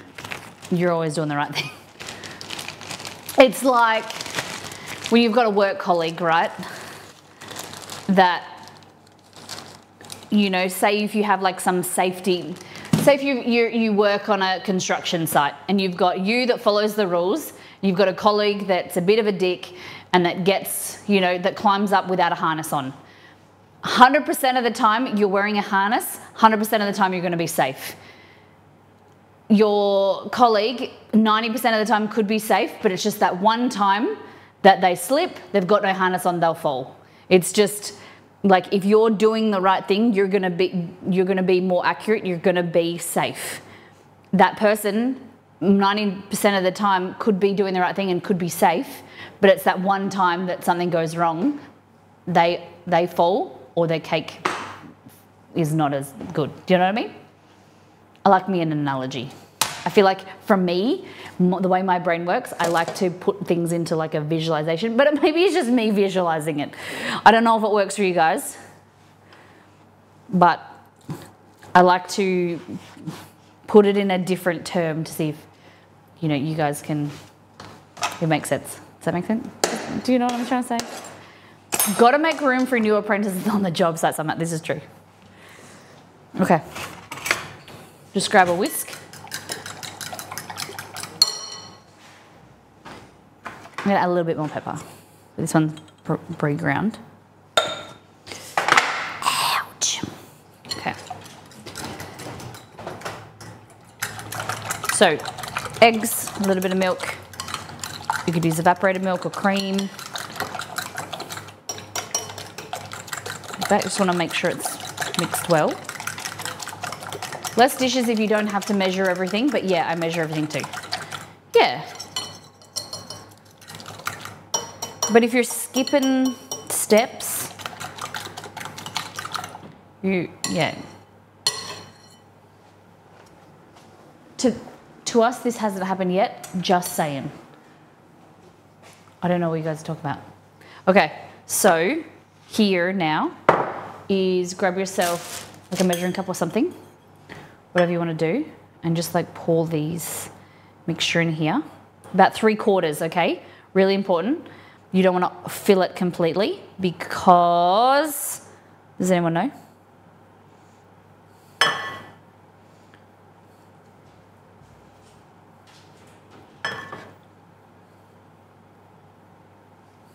Puffs up, yeah. Egg has this beautiful ability. It's a leavening agent. Has this ability to puff. Poof, poof up, poof, puff, puff. Puff, puff, puff. And so it will puff up as it cooks. Yeah, yeah, yeah, yeah, yeah, yeah, yeah, yeah. And then just the rest in here.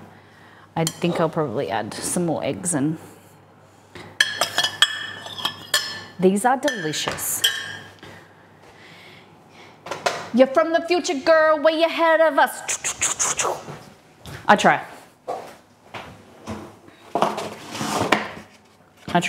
I'm gonna go 3 eggs, I think.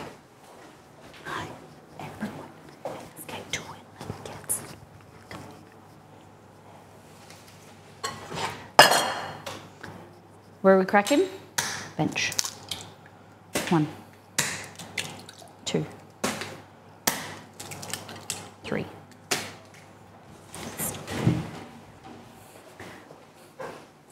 Let's get it started in here. Keep the chickens in the back. Yep. The rooster's name's Rick, and the hen's called Hannah. And they're in my sweat lodge in the back.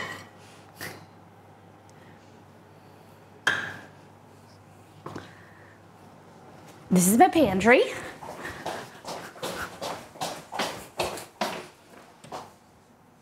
I know it's so wonky. Guys, I put the community wall up. It fell down twice, but I fixed it. So this is the actual, but I got dishes.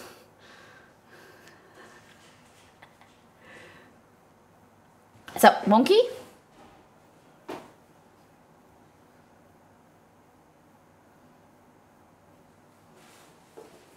So we've got pantry, cupboards. This is all spices and stuff. Pantry stuff. And then the chickens live in here with their eggs. You name the rooster Richard? Yeah. He's got a big personality.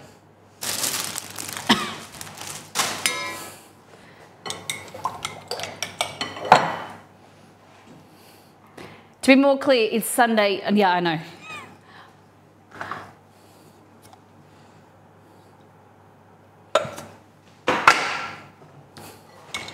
So when we bought this house, the kitchen was over there, and it was the middle of the walkway, so it was a bit weird. So we moved the kitchen here.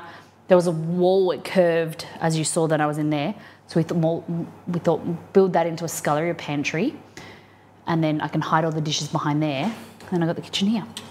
So we built this with our own hands. We painted the walls with our own hands too. It's a work in progress. Amy, you better walk into this house and be like, oh my God, look at this paintwork. Oh my goodness, okay? The last month, we've been painting a section at a time.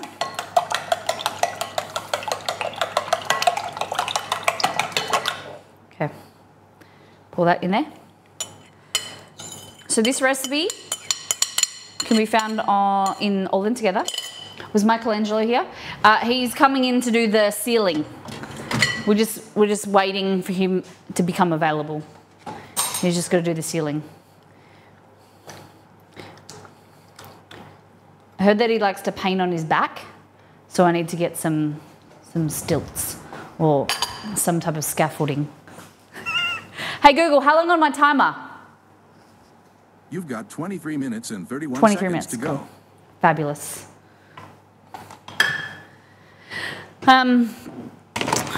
Okay, so then that is done. We've made a mess. That's okay. Messes are okay. Just try and find someone to clean them up for you so you don't have to do it yourself. I'm still looking after nearly 7 years on stream. In April we turned 7.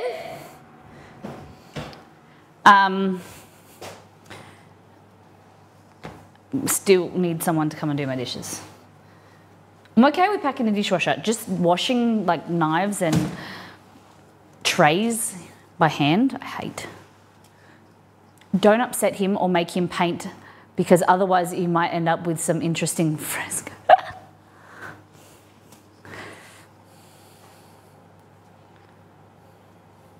All right, easy. So what we need now is not in there, aluminium foil, aluminum, A-L-U-M-I-N-I-U-M, aluminium. Okay, just gonna, you don't need to worry about this too much, but just clean up the edges. Cool. Oh, did we do a zhuzh? Just grab yourself like a little chopstick or something and just give them a little zhuzh like that. Just distribute sometimes like the egg underneath, or like the cheese mixes it around so it doesn't sit at the top. Some of these are more filled than others, but whatever. And that's already done. Cool. Aluminium foil. Fabulous. I don't know if there's a difference between shiny and matte side, but rotate, squeeze. So you can leave a little bit of room because they will puff up a bit, but mainly it's just to kind of create a steamy environment. So just going to pick them up, put them in the pressure cooker like that.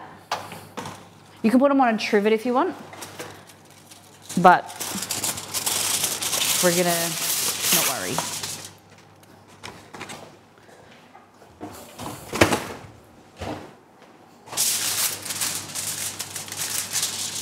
Like that. Squish the edges. Fantastic. So the rule with the pressure cooker is that you need to have at least a cup of liquid, cup of water to create steam. So that, yes, there is steam in here, so you could use 3/4 or whatever, but I just better to go, you know, at least a cup. So we're going to put that.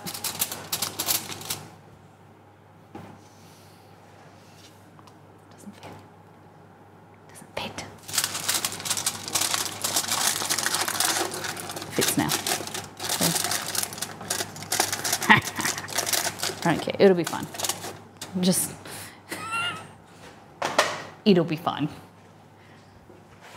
Okay. water.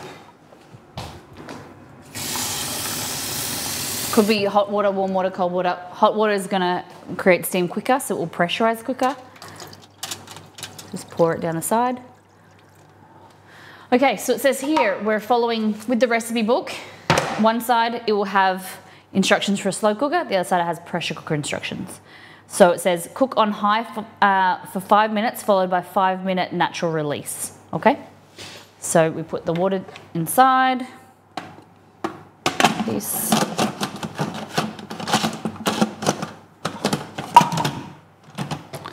Face it towards me. Like that. You turn it on. Who says it doesn't fit? 5 minutes. Press play. Make sure it's locked on high. Cool. And that's it. Easy. That's why you like silicone. Yeah, bends and warps and twists and shapes. Fabulous. Okay, we'll check out the yeast progression with our dough.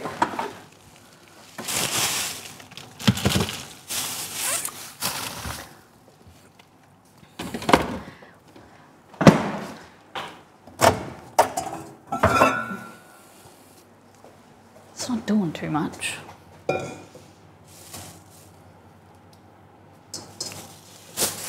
It's puffed up. It's getting there. So what I think I'm going to do is just sit that there for a minute. If you want a nice warm environment for your yeast to grow, to activate, if say if it's winter time for you, this is what I recommend.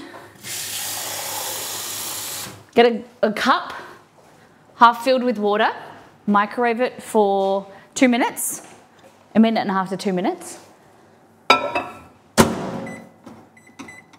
And then put your bowl back in there. Creates a nice steamy, warm yeast environment for your yeast, okay? So now we've done the dough, we've done our egg bites. What do you want to fill the donuts with? Do you want custard? Do you want salted caramel, strawberry jam? What do we think? I just like a normal donut, a plain donut with glaze. I'm okay, jam's okay. You want a custard? So there's egg, cornstarch, corn flour. So when I say corn flour, cornstarch means it's the same thing. We call it corn flour in Australia. You guys might call it cornstarch. Milk, cream, vanilla bean paste. All of the said things. You want jam, custard, and salted caramel? You know, I could actually do that. Because I have some salted caramel kind of filling in the fridge already. We should make some custard.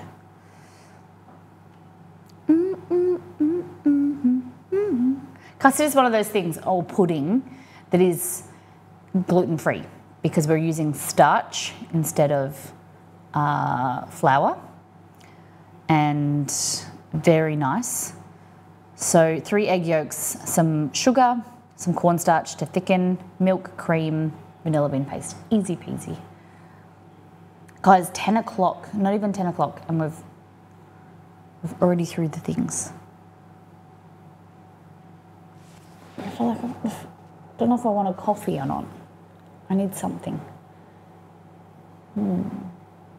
Anyone have any drink ideas? I'm a bit tired. Okay, it's just gone off. So push the pan, the cup to the back. Put that in there. Fabulous. Milkshake. Not too much milk. Iced coffee and morning. Good morning. All right. Banana milk. I don't have any. I got bananas. Like a like a smoothie. I don't have anything banana flavored.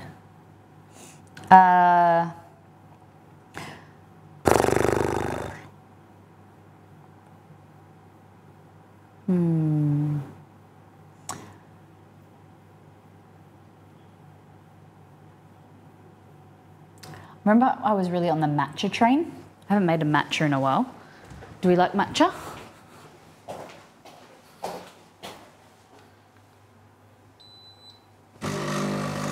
Or an iced coffee a la Margot. Margot's idea of an iced coffee. Oh, let's do that. Okay, I bought all of this expensive coffee this one time. Oh, expensive tea this one time at the markets. Are those your new gym shorts? They are. They're so good. Glow mode, really thoroughly recommend. Margot making iced coffee. No, she made iced tea. She was telling me about her iced tea that she made. So I bought this Rugenics tea. I think it's like a tourist trap. I don't know. I regret it. But I got native happiness, native strawberry, native relief, native sleep. The strawberry is really nice. You add a little bit of strawberry jam. Damn, got my hopes up. Annie, does she not make you iced tea? Don't you have to be a tourist to fall into the tourist trap? Well, maybe I was. I think it's got native strawberries in it, I don't think. I'd never heard of a native strawberry. But, native strawberry tea. So I was at the Fremantle markets and I went, I'm a sucker for, if you don't, okay, we'll have to do some more IRL streams, but the reason we don't is because they're expensive because I buy things. Strawberry jam, not strawberry ham. Okay, so me at the farmers markets, I love a good story. I love supporting small businesses. And I love tasters. The problem with me trying tasters, I find it really hard to walk away and not buy something. We have a wild strawberry tree in our backyard. Really? I didn't even know there was such a thing as a wild strawberry. So yeah, I got these taste testers and then they had like a buy one, get one free or some deal, and I got sucked in, and then I came home with 4 packets of tea. So yeah, not my finest moment. These things are really cool. So I've had this bloody thing for years, Yonkers years. Yeah, that's what I want. Okay. So this is a T2 tea maker, but it was on sale. Oh, no. I'm a sucker for different tea flavours. So you want to get the tea. The tea goes in here. We're going to do the whole lot because why the hell not? It's not like I'm going to use it any other time. So this is native strawberry. Bold flavour blend to keep your body happily hydrated and your skin glowing. You basically made money. You know how you like what is it called, girl math? Exceed was telling me something the other day and he was saying, and it was like computer math or something like that. We were having a shower and he goes, you know girl math? And he's like, this is like computer math or like engineer math or something. And I was like, no, it doesn't work. It's not the same. So it made me laugh. Oh shit, I was reading it to you. Yeah, so nerd math. He was trying to make something, he was trying to swindle me somehow. Caffeine free, so it's got hibiscus, freeze-dried strawberries, lemon myrtle, strawberry gum leaf, mint, native strawberry flavour, natural strawberry flavour. If they're buy one, get one, if their BOGO is always 100% cheaper to buy 0 of them, yes. Yep. If they're BOGO, it's always 100% cheaper to buy 0 from them. That's what I was meant to read out loud. The tea is going to be so strong. I love strong tea. I love things that are strong. I like my tea like I like my bed. Strong and fruity. making this. Strong and sweet, how about that? Over ice, I guess, yes. So we're gonna pour some water in there and then we're gonna let it sit. So you can pour cold water, ice cold. In a teapot or infuser, add 1 heaped teaspoon of, what? Oh, you add 1 heaped teaspoon of the tea. Because it just says in a teapot or infuser, add 1 heaped teaspoon to 500 mils. I was like, 1 teaspoon to 500 mils, there's a little discrepancy there. But you add 500 mils of boiling water and steep for 10 to 15 minutes. Enjoy hot or cold. Hey Google, turn on Alexa. And the lady said to add strawberry jam to this. But that's just basically strawberries and sugar. But I think it made her feel like it sounds healthier if you're adding strawberry jam. I like my women strong and fruity. I meant once brewed, poured over ice to dilute. Yes, yeah. I do that. I be doing that. I be doing activating the things. This one's Native Happiness. So this is punchy mango flavored blend. I don't know why it's moist. It's like sticky. I don't know if something's spilt in the cupboard. So this has got lemon myrtle, which is a native bush tucker, like a herb, native bush herb. Freeze-dried mango, jalungalin, I don't know what the heck that is or how to pronounce it. Aniseed myrtle, mint passion flower, ginseng, mango flavour. And every time I hear ginseng, I think it's just like it's like one of those things that, it's like a wake me up. Like that's what I think of ginseng when they used to have, when we were younger, they used to have like a lot of,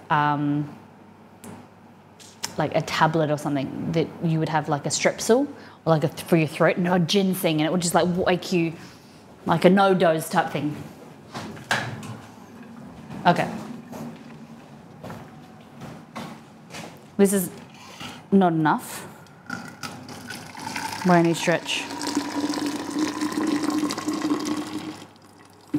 Sad face.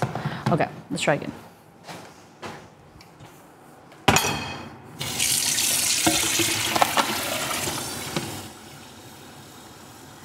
Hey, soul sister. Yeah, so I prefer it stronger because it's got more flavour, and then you can dilute it by pouring it over ice to cool it down again. Because some tea just, I don't want it to taste like water, you know?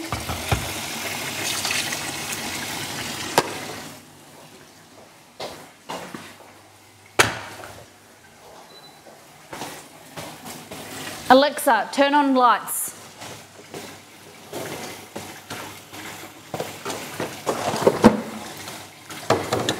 Alexa, turn off all lights.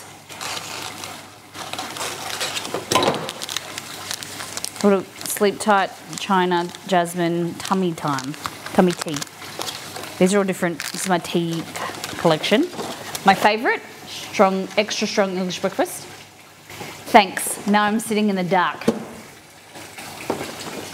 I think, like Cad says that, but I think he's just letting me think that I've turned him off. I want a picture of you sitting in the dark. Oh. You can't just turn the lights off and then pretend. Okay. Is this enough? I mean, I was also sitting in the dark before. No.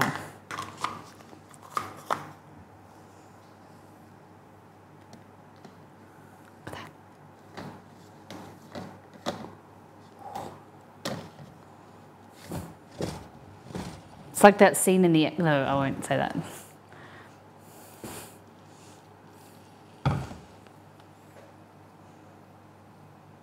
Creepy.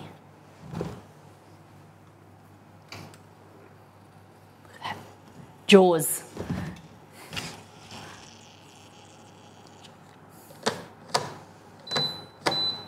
Our egg things are finished. Look at that. What is in that container? tea.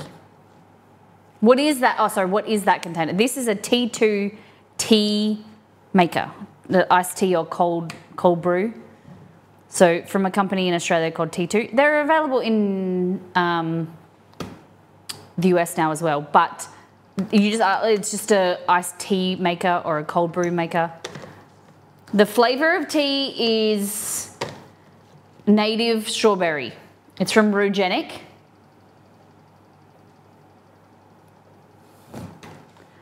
And then we're going to add some either honey or something sweetener to it later. Just let it steep. So you just pop this in your fridge and let it steep overnight. Delicious.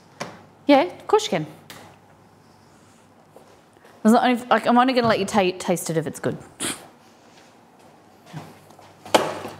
Lay in the dark, bedtime, have a good sleep. Thank you, Beware. Thanks for being here. Have a great day. Have a good night, I mean. Okay.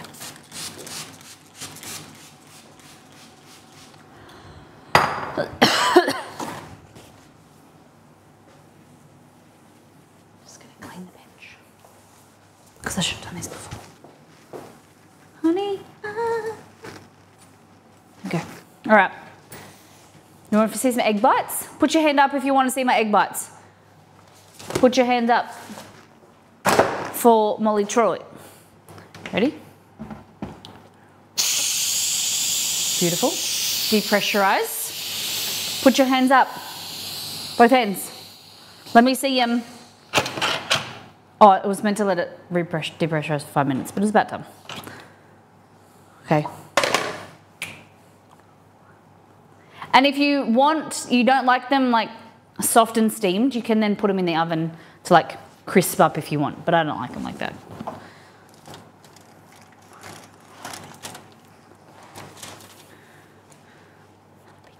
Let's have a peek. That one's not done. That's not done.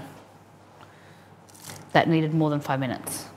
Because the 5 minutes is meant for these little things. But, what? Come out. I want to burn myself.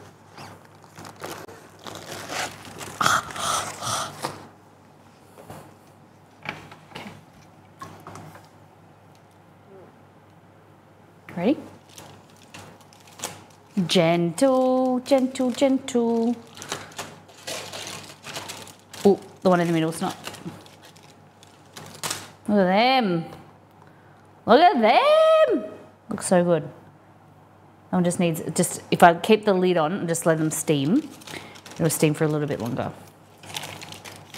That's why it's important to follow the recipe. And it says leave, once it finishes cooking, the timer goes off, leave it sit for 5 minutes. It's important. But I am an eager beaver.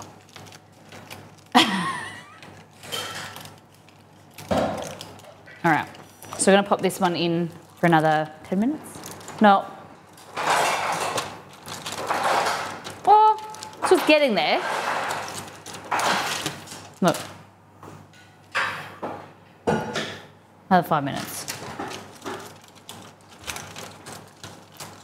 Because the more things you've got in there,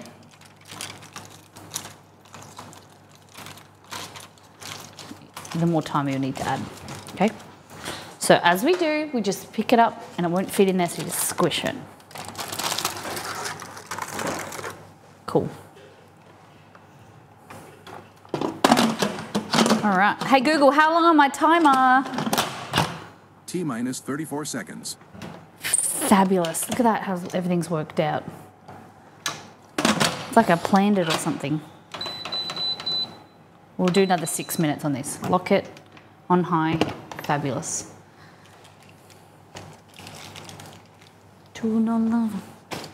Okay, put them there. Move that out of the way. So it says what we want to do. After an hour, should have doubled in size. Turn it out onto a lightly floured work surface. Stop. Knead it gently with your hands to remove any air bubbles. Do not want to incorporate too much flour into the dough, just enough to be able to knead and shape it. After kneading for about a minute, the dough should be smooth and malleable. roll it out onto surface a silicone mat to maybe able to prevent it from sticking to your kitchen bench. 3 centimeters thick, okay?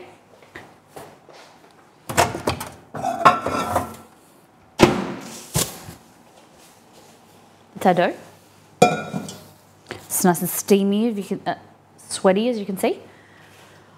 Okay, she says green, green grass, blue, blue sky. Just get yourself a silicone mat. Might need to wash it because you've been baking.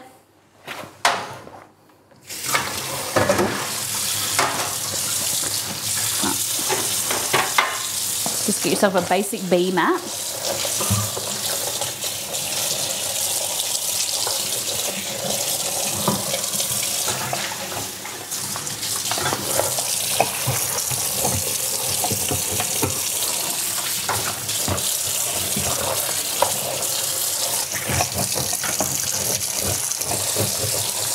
Undercover.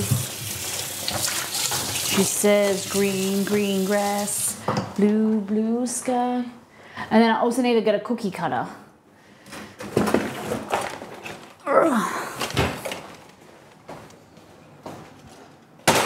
Cookie cutters. Take that away.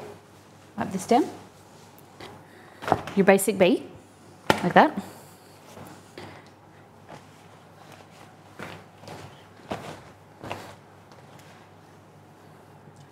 You want it to be a bit moist, but not wet, because then they stick if it's moist, like that.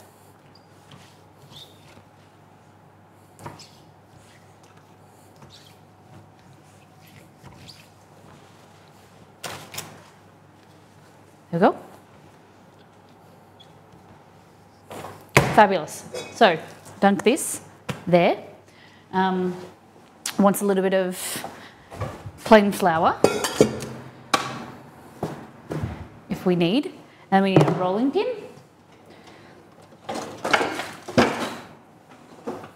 Medium. Just enough to not let it stick. Okay. And we want to roll it. We're going to knead it first and then we'll roll it. Cool? Shut your mouth. And we're gonna cook it, fry it in some sunflower oil. I think that's what I've got at the moment. It's either that or canola oil, or rice bran oil is my favourite. Okay, so just kind of kneading, and it might feel a little bit sticky onto your hands. So just roll it around very lightly. Hey, Sensei! What are you doing sneaking in there? Okay, that little touch more flour, just a touch. Because you don't want to incorporate too much, because what happens is then it creates a denser result. Okay, smack it on the butt. All right, we're gonna roll it out. 2 centimeters.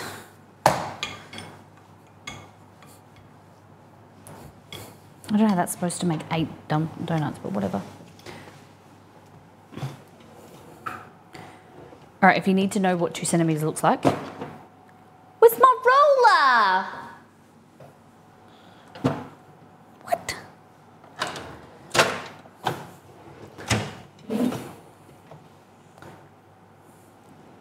If you've been around here, you'll know that I lose stuff. Or we've also got a fairy that steals stuff.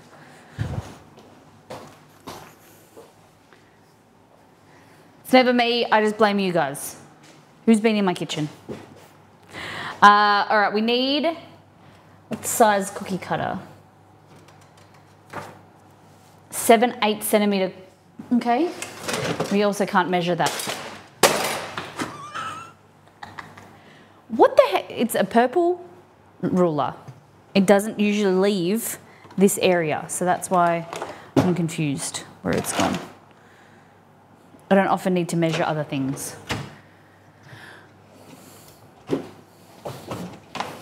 Sometimes it gets put in. Oh, it's here. Still in the same place. No, it's in the rough area. Okay, 2 centimeters. Damn, that's a thick dough. All right.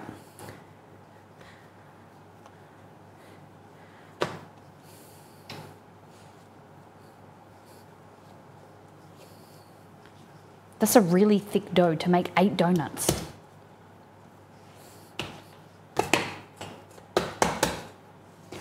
Hello, Jessica Grace, how you doing? Delicious. Pull up a chair, guys, come on in. We are making gluten-free donuts. Welcome in, how was your stream? So for this month, we're trying to challenge ourselves a bit. We're doing a little bit of gluten-free food. And we're cooking from the Very Hungry Celiac cookbook. How was your stream? Welcome in. Hey, you're doing gluten-free cooking too, nice. What did you make? A little bit of an introduction. My name is Molly. My husband and I co-create the channel. We recreate different food items from games, TV shows, or movies. Or we make some simple, delicious food that you can recreate at home. A little bit of an introduction. This is our trailer.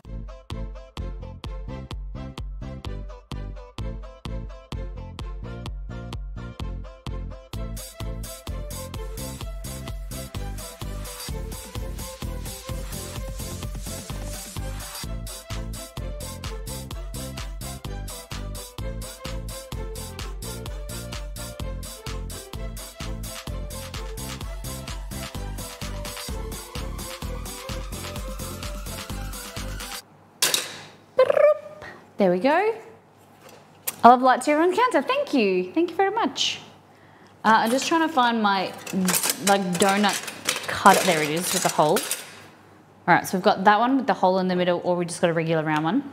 There we've got an Elgato one. We're sponsored by Elgato, but I don't think that will make a good donut. It's more like a cookie cutter. All right.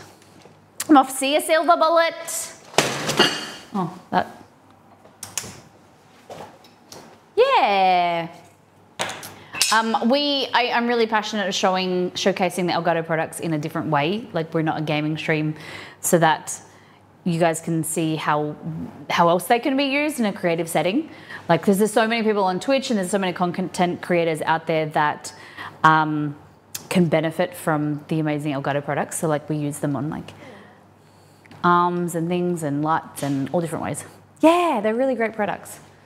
Thank you for bringing your community over. Guys, if you're new here, hit the follow button. If you don't know Jessica Grace, do you do a lot of cooking as well as do you gaming as well? What type of content do you make? What do you use to switch your cameras, Courtney? So I have a Elgato Stream Deck here, which is just out of eye shot, you can't see. Nah, I can't even pull it for you guys to see. Hold on, let's go here. So there's a Stream Deck there, and then I also have pedals, so Stream Deck pedals here, so I can, without, my hands are always full, so I can change the angles there, or then I can come over here, change the angles here. Hands free.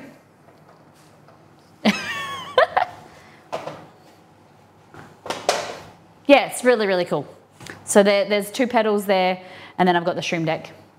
It's fantastic, it's just easy, because there's so often, it's looking pretty good at the moment, but often I have sticky fingers, and the Stream Deck actually gets really messy. Quite the opposite of handy. This is true. I got a key light last week, and they're so much, oh, they're fantastic. They're so good. You can control them by your app on your phone. Wireless, yeah. Oh, the pedals are wired, so there's a cable that goes under our benches to the Stream Deck. So the pedals, sorry, that's wired. But we built this kitchen for the purpose of streaming. So we have like underground little tunnels and stuff into the back. So this is the kitchen, and then if I go around here, this is my pantry. The pedals are Elgato brand, !Elgato. There's a link, you can check it out. And there's heaps of stuff. If you have any questions, the other equipment that we use, feel free to ask. Okay, thank you for gifting the sub, I really appreciate it. Yeah, thank you for bringing your community over, guys, welcome. So the focus of the stream is food, fun, and fumbles. I love to cook with you guys, learn. We make mistakes. Food brings people together. It doesn't matter your race, religion, your location. We can all share something through food. Have you tried their webcam and mics? So we have the webcam. This is a Facecam Pro here. So you can see it's a Facecam Pro on a mic arm, like that. The mics, I have the mic in, and I have a Facecam in my office as well, but we use wireless mics around the kitchen, so I haven't used them yet. But hopefully one day that they do some wireless mics. That would be the goal. Yeah. All right. So do you guys like cooking? Did you enjoy the gluten-free cooking stream? Are many of you guys gluten-free yourself? And we'll go here. So I just want to cut these out. 2 centimeters it says. That's an inch, which is quite large. You're gluten-free and dairy-free. And is that a new change, or is that something that you've, like a lifestyle that you've been doing for a while? Where are you guys located around the world? Are you North America, Australia, Europe? Dabble in gluten from time to time. Okay. Quebec, no way. USA, just love food, don't we all? Don't we all? I have IBS of 4, sadly. There's this cookbook. I know it's Australian, it's a little bit hard, but they do, she has an ebook and she ships to Australia, from Australia, sorry. But this, no joke, I've been cooking for years, had a lot of gluten-free food, made gluten-free food, and this is hands down the best gluten kind of alternatives, gluten-free alternatives I've ever found. Her focus is, it's more intermediate, like intermediate level. The ingredients are a bit more, like you need more ingredients, it's a bit more expensive than other cookbooks you'll find, but her focus is on finding creating recipes of foods that she missed out since she's become celiac, or she started a celiac diet. So there's donuts, pasta, noodles, pastries, bread. The bread in here is really good. So if you're gluten-free, it's just something, I just love to talk about it because I have friends who are celiac and gluten-free. Her name is Mel Person, but she's that very hungry celiac on Instagram. Yeah. So it's because I know what it's like to have friends, and also like what you struggle with finding an alternative, and you feel like you miss out when you change your diet. And this is she's done so much great work and research into great alternatives. Okay.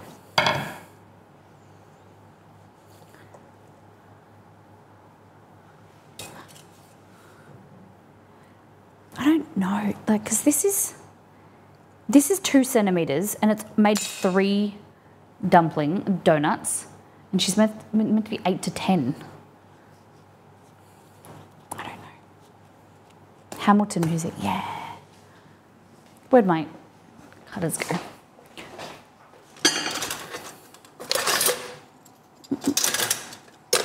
I'm gonna make them smaller so I can make more with the dough. Okay. So we're also making, we've got egg bites here, the gluten-free dumplings, and then hopefully a little bit later, we might make something else, we'll see. These are gonna be filled, oh, we're gonna do some custard or pudding filled for the donuts.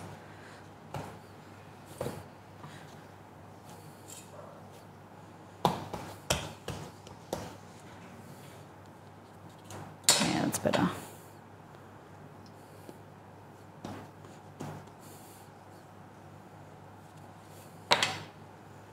Yeah, I'm gonna make them small.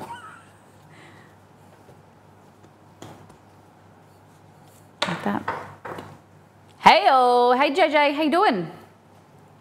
So what type of gluten-free food did you make, sorry, today? I did miss it, I apologise.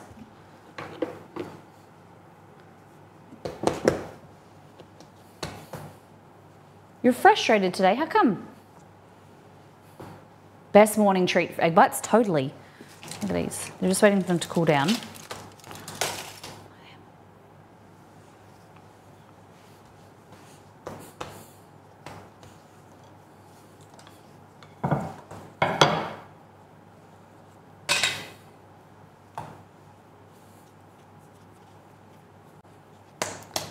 Oh no, no way. Oh, I made some gluten-free, dairy-free Twix bars. They were awful. Oh no, no way.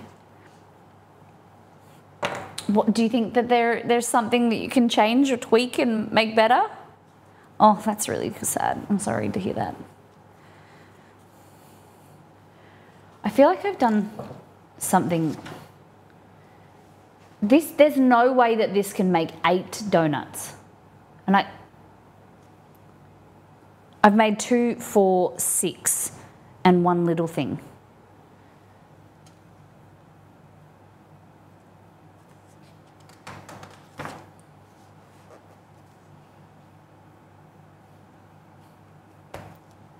I don't know, guys. It said 2 centimeters thick, right? It rolled it out 2 centimeters thick. So that's 2 centimeters there with the ruler. And I made them narrower, smaller. So we made 6, 7. No worries. Thank you for being here. I know how it is after stream. Thank you for bringing your community over. Hopefully we see you again. Guys, go and follow Jessica. Cookie little heart. I'll try. I'll try. All right. So it says, well, the donuts are so we put them in a drought-free area. Prepare the oil. Okay. So we're going to put them aside for 35 minutes. Enough time to make custard, I think. Now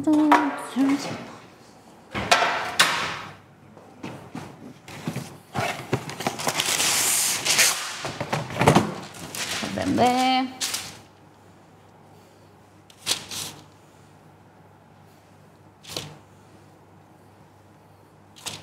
Oh, hello. Okay. Put them aside. We're going to pop them in the oven, the turned off oven.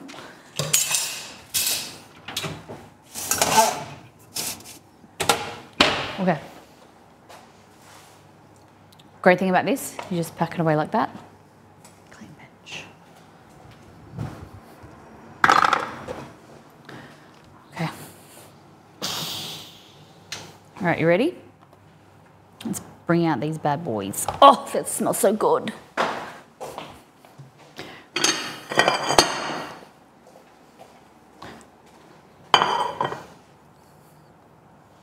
Make sure one of the, yeah, these ones are a bit undercooked, I think.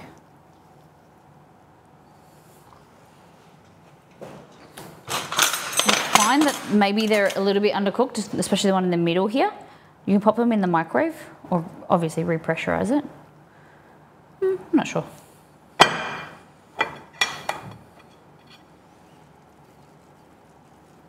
Come out, you little shitties.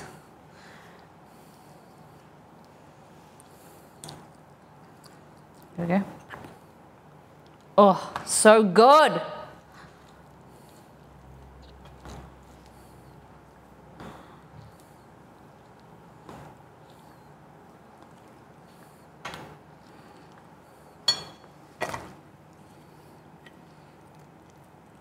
Come out.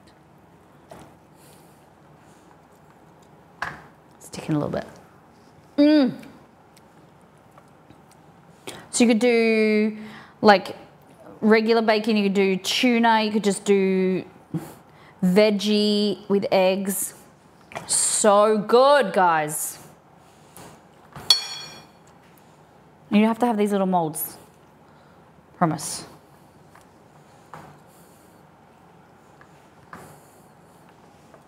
And they're such a good snack or breakfast or anything. Good morning. Look at these. They're so yum.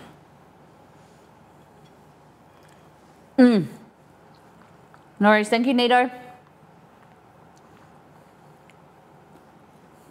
She's got to get some work done. I'm not getting distracted by us. I'm just eating the scraps from inside here. That was a weird laugh. Okay, and let's get our other one out.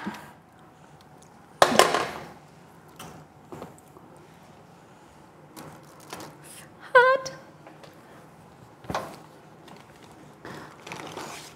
Rule number 1, bring snacks. Okay. So this didn't really fit into our pressure cooker, so we kind of made it fit. Look at that. Yummo. It's a bit of a weird shape, but you know, it'll be all right. ABS, always bring snacks. Yes. Okay, ready? Is this all cooked? I think so. Look at that. I think this one you just slice. Look at that.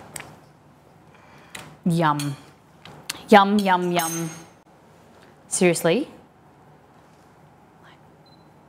Look at these. Cheesy, eggy, bacony, deliciousness.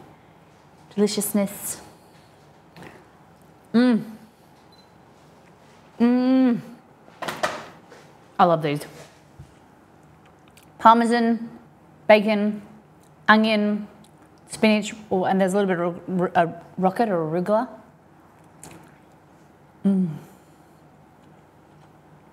Imagine a Honda drizzle. But honestly, they're just so good on their own.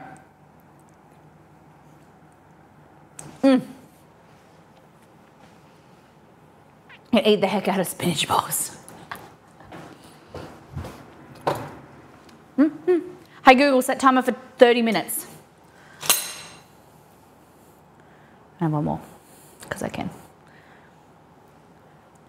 Hey Google, set timer for 30 minutes. Okay, 30 minutes. I'll see if there's any difference Starting between now. this.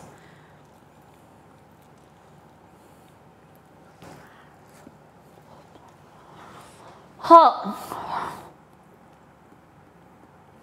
Same. They just feel better when they're in the mold.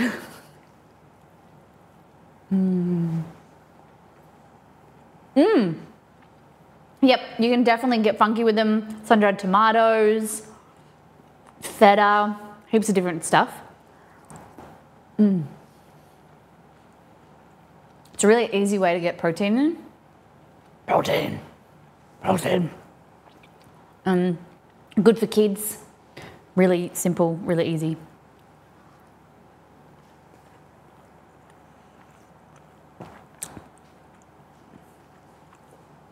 Yum. I could eat so many more. Yum. They're so good. No joke. Hot. I didn't add as much parmesan into the big one. Then the little ones have like individual pieces of parmesan. They're really good. Did you make them in Instant Pot pressure cooker? Yeah. So the recipe is in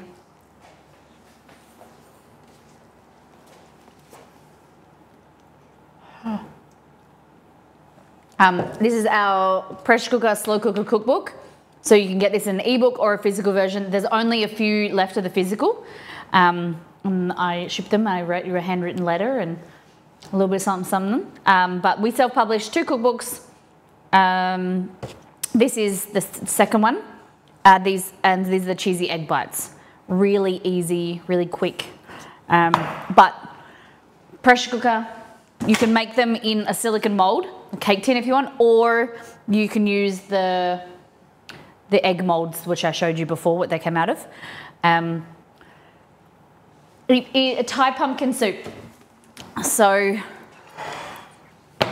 I took all the photos in here. This is my Thai pumpkin soup.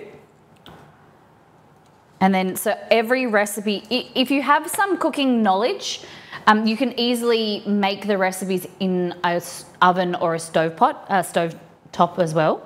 But each of the recipes has broken down into all things slow cooking, all things pressure cooking. So it's got tips and tricks, information on like how to get the most out of your slow cooker, pressure cooker. Conversions to convert a recipe from a stove top to a pressure cooker or whatever. You got spice mix marinades in there. Then you've got recipes like oatmeal. This one's oatmeal, apple pecan oatmeal. Cheesy egg bites, baked beans, heaps of stuff. French toast casserole, things that you never thought you could make in a pressure cooker. Cinnamon scrolls. What else have we got? The Thai coconut pumpkin soup, delicious. Chicken soup. My favourite is this one, lemon chicken and rice soup. Then you've got things like polenta, rice, bread, rice baby in there is how you don't need a rice cooker. This is peanut curry, orange chicken, sticky beef, so you can make the burgers or you can make bao. Malaysian curry, tomato and feta pasta. So this is the big thing. I'm all about versatility, right? You don't like making something and then eating it and you get bored of it. So buffalo chicken here, and then you've got ways to use it. So you've got tacos, quesadillas, nachos, pizza, lasagna. Buffalo chicken lasagna is probably a showstopper you've never heard of before. Really, really recommend buffalo chicken lasagna. Same with, you've got biryani, Caribbean beef. So you can do Caribbean beef quesadillas, nachos, burgers, tacos, bao. Then ragu.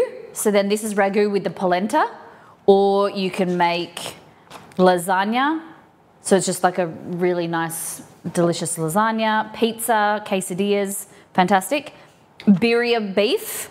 So birria style, but it's birria style because it doesn't use all of those hard to find ingredients, you know, all the chilies and things that can be a bit complicated. This is my style of birria beef that you can make from the grocery store ingredients. It's so delicious. It's a variation, but I think I make this more than I do the regular stuff. Tastes just as good. So you've got stew, you've got nachos, you've got tacos, birria beef bowls. So you've got all the ingredients and then a slow cooker and a pressure cooker method. So you've got tacos, nachos, stew, soup, birria beef bowls. Buffalo chicken lasagna sounds so good, it does.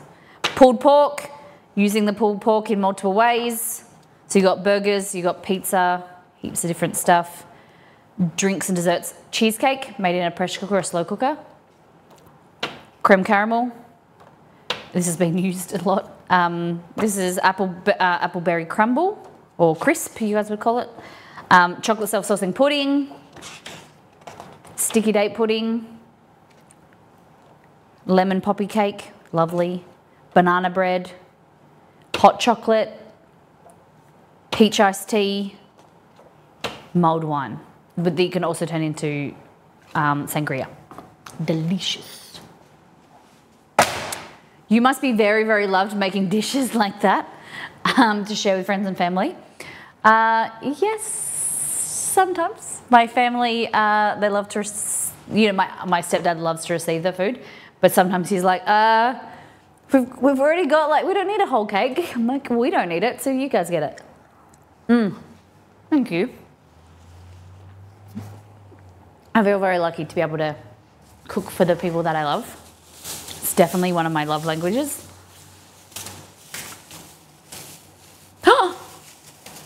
Did you, Courtney?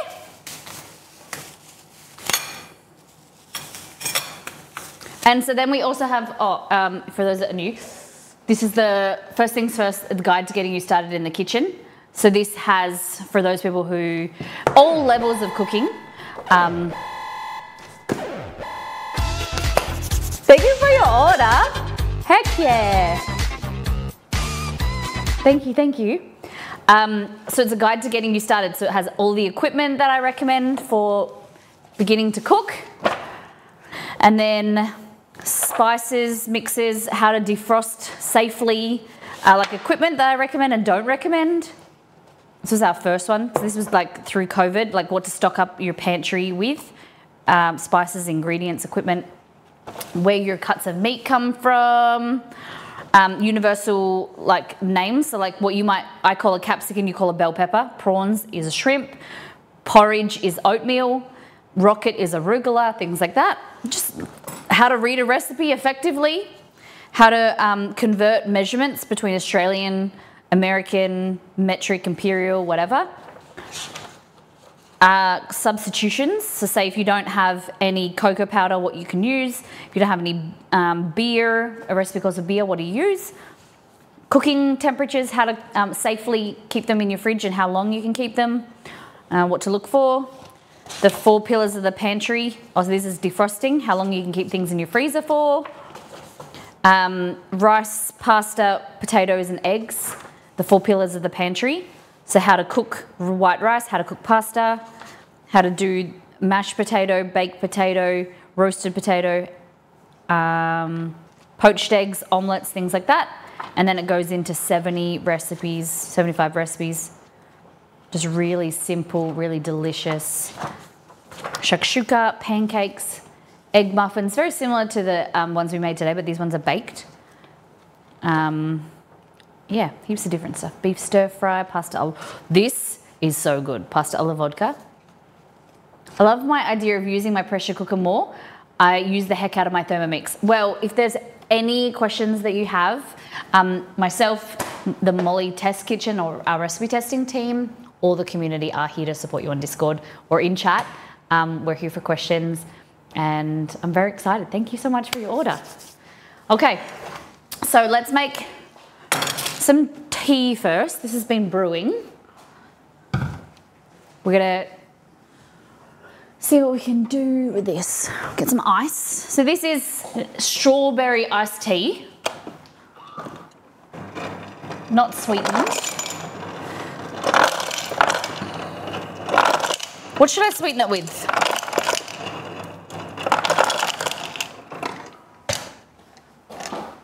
What should we sweeten it with? Honey? Jam like they said? I don't even know if I have strawberry jam. Hey Google, add strawberry jam to my shopping list. I got plum jam. Okay, I added strawberry jam to the list called shopping. Ligonberry jam. We'll see what it tastes like first. Taste a bit and see. That's my grandma's plum jam. Okay, so we're gonna do, you just unscrew it a little bit. Look at that colour. Look at that colour. Wait for it to cool down. Oh, it's nice. It's not very sweet, not sweet at all. It's nice and strong. I think we did the right thing using the whole lot. Okay. So I'm gonna get a bit of this plum jam. Put it in there.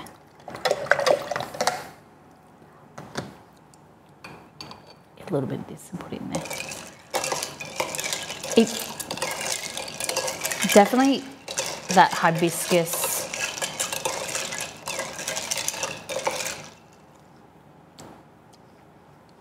It's not very sweet.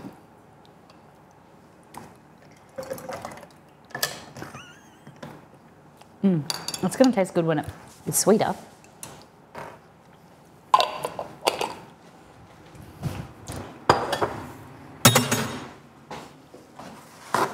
Okay.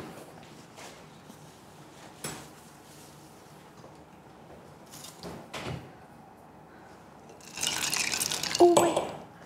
So I wonder if I can do this. That was just a little bit in the lid.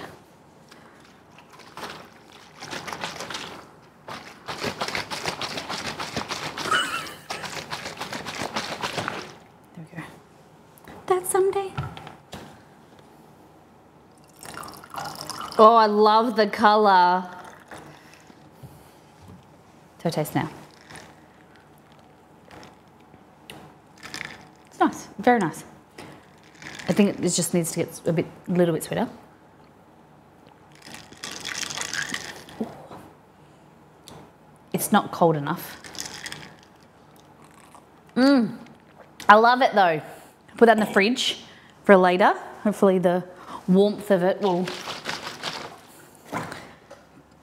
warm that sugar or whatever the sweetener in there, whatever my grandma used. I put maple syrup in there, but I don't think we need to. Really refreshing. Hibiscus can sometimes have like a dry aftertaste. I don't know if I'm the only one that feels that. How long? Hey Google, how long on my timer? There's 16 minutes and 38 seconds to go. Okay, so I'm just going to turn this on for like 2 minutes and remind me to turn it off. We need, for the custard, 3 egg yolks. Maple syrup not as sweet as golden syrup, I found. Golden syrup. Golden syrup is like rich as heck.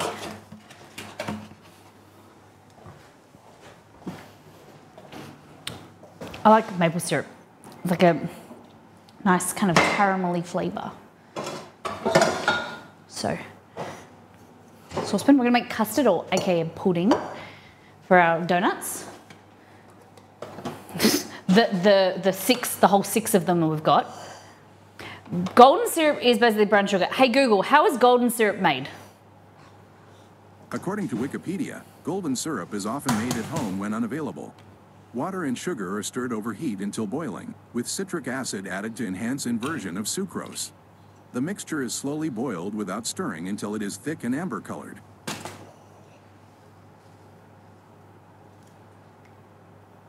I mixed it up. The white's supposed to be in this one. There you go. So it's basically cooked sugar, golden syrup is. Whereas brown sugar is using molasses, which is a byproduct of making white sugar. So you have raw sugar that comes from the cane, and then that gets processed and boiled and cooked. And then in the process of like purifying it to make it go white, you cook off the dark stuff, which is then molasses.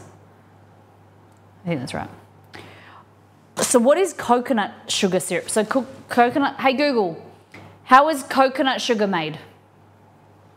On the website webmd.com, they say, coconut sugar, sometimes called coconut palm sugar, comes from the sap of the coconut palm tree, not the coconuts. Harvesters tap coconut palm sap by cutting into the tree's flower bud stem to access its nectar. Good one, Nito. Love you guys. All right, we're gonna grab this. One day I'll get the oil deep fryer of my dreams, and that's gonna be a deep fryer that siphons itself and cleans itself. I don't know if it exists, but for now I really like frying in basically a Dutch oven. Dutch oven is the way to go, but then you have to siphon and clean the oil yourself. You're the deep fryer of my dreams. So just get your oil and pour it into your pot. Have I got Nigella sex appeal yet? Way too much oil in there, but whatever. There we go. What's the matter with you? Oh, we can do that thing today that we saw. You like what you do. I saw it on Instagram, and Shadi also linked it. Basically, the way that it works is you get your oil and you heat it, and then you get a bowl of corn flour, cornstarch, and water, and then you pour it in there and fry it, and it collects all the impurities, cleans your oil. Oh yes, that thing. Yes. Shut up, smartass. I did this wrong again. I've not been paying attention appropriately. What's that? This stays in here. Your 3 egg yolks stay in there. Here, you want to add 185 mils of milk and some cream. 185 mil.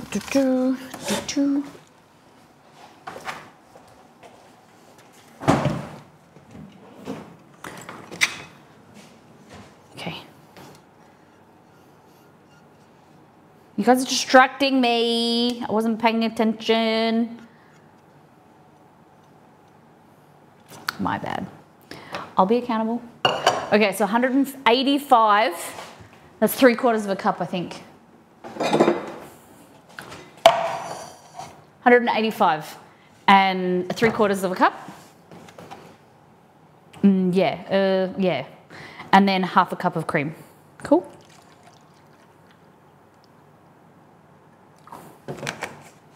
Sorry, that's okay. I'll forgive you. Thickened heavy whipping cream, 125 mils, half a cup.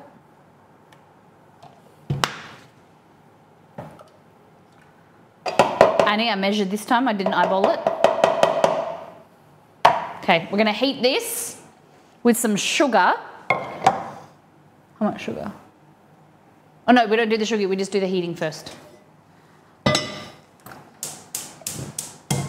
Heat that up. And then in here, we want to add 2 tablespoons of sugar.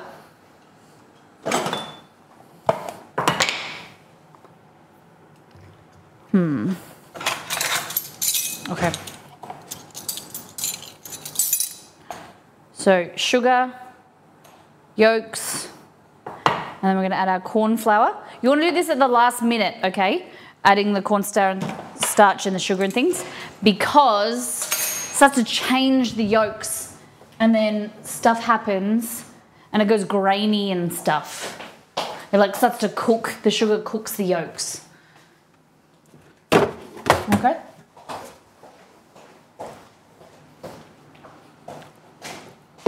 So heat the milk up. And then in here, we want to add 2 tablespoons of corn flour, cornstarch. Okay. If you're just letting you know, because we found this out when we started gluten-free month, some corn flour, cornstarch in Australia can be made out of wheat. What the heck? Doesn't make sense, but it's true. Okay, it's true. We didn't lie. We found it out. If you live in Western Australia like me, nurses, which I grew up. Nurses corn flour, which I grew up having, is wheat. It's wheat starch. What the heck? So it contains gluten. Little fun fact for you all. Okay, so while that is starting to warm up, we're going to create a little mixy mix here, or here, and a little paste, our yolks, our cornstarch and our sugar. And what's going to happen is we're going to slowly pour in some of the milk cream mix. We're going to bring this up to temperature, because this is room temperature right now. That is hot. So we pour the hot milk into here. You know what's going to happen? It's going to curdle and it's going to cook the egg yolks. And we don't want that. So we're going to slowly add a little bit at a time. And then that's going to bring the temperature up nice and warm. And then it's going to be called tempering the eggs. Cool, cool, cool. So, a little bit of this guy. And just mix, mix, mix, mix, mix. Or I can do it over here. Mix, mix, mix, mix, mix.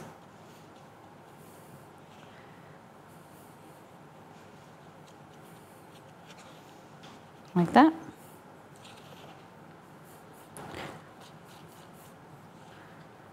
Just loosen it up. I'm going to add a little bit more of the hot liquid. There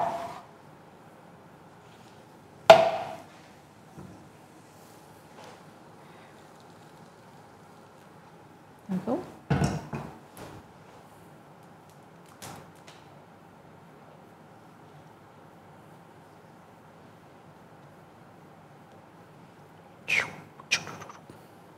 Turn this off the heat real quick. Put that there. And then we're going to add this liquid into here.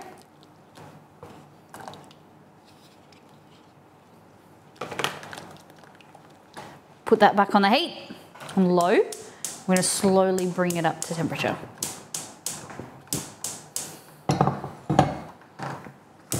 There we go. It's going to thicken. So we're using a spatula. Scrape down the sides, because what's happening now, as it's coming up to temperature, the starch, remember that cornstarch, is swelling and it's absorbing the moisture. And so it's thickening. Look at that. Look how thick that's going.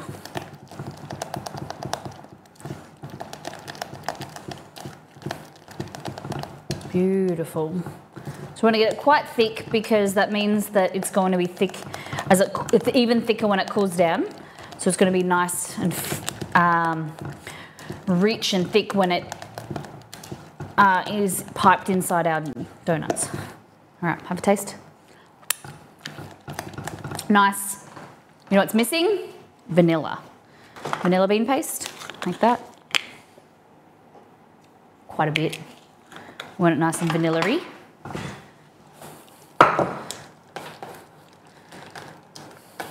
Beautiful.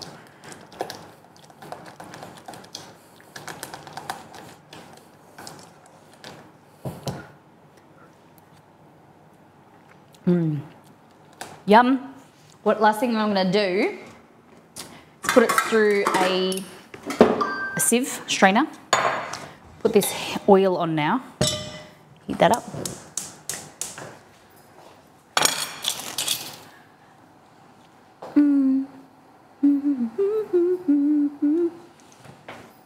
Okay. And any lumps, we're just going to pass them through here and remove them. So just pop that through there. This is the best strainer that I have, that I own, and it's actually from IKEA. IKEA has some amazing stuff. You just got to get in there and try it out. Some cool cake tins, cool equipment for cheap. Okay, look at that. And so, just using a spatula, silicone. I prefer silicone spatulas over wooden spoons. They're pliable, much easier to use. IKEA's so bad, it makes me buy things I never knew I needed, right? IKEA's a relationship ruiner. Unfortunately, now it's an hour and a half from our house, so I don't get to go there as much as I want to, but I love it. And then when we go, next door is Sushi Wawa, so I get to have sushi. So good. But, oh, I'm gonna miss sushi. I'm gonna miss sushi. My salmon sushi or beef carpaccio sushi. I suppose I could still do beef carpaccio sushi, because just use really fresh beef and just blow torch it.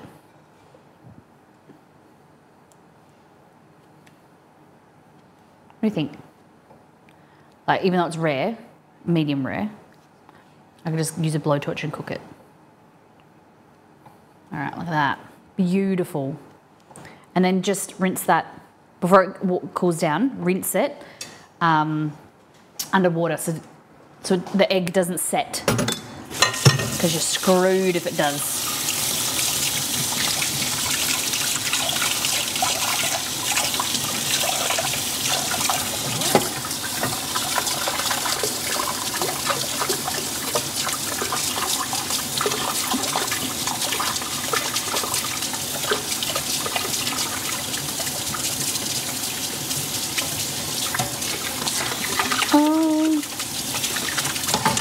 This is a band that if they were touring again, I would go and see. It's what you are, like a buru sushi. Yeah. Would you do salmon if it's been torched too? If it was, maybe salmon less so. It was cured and I cooked it at home, I would probably do it. I don't think I would eat sushi at a restaurant.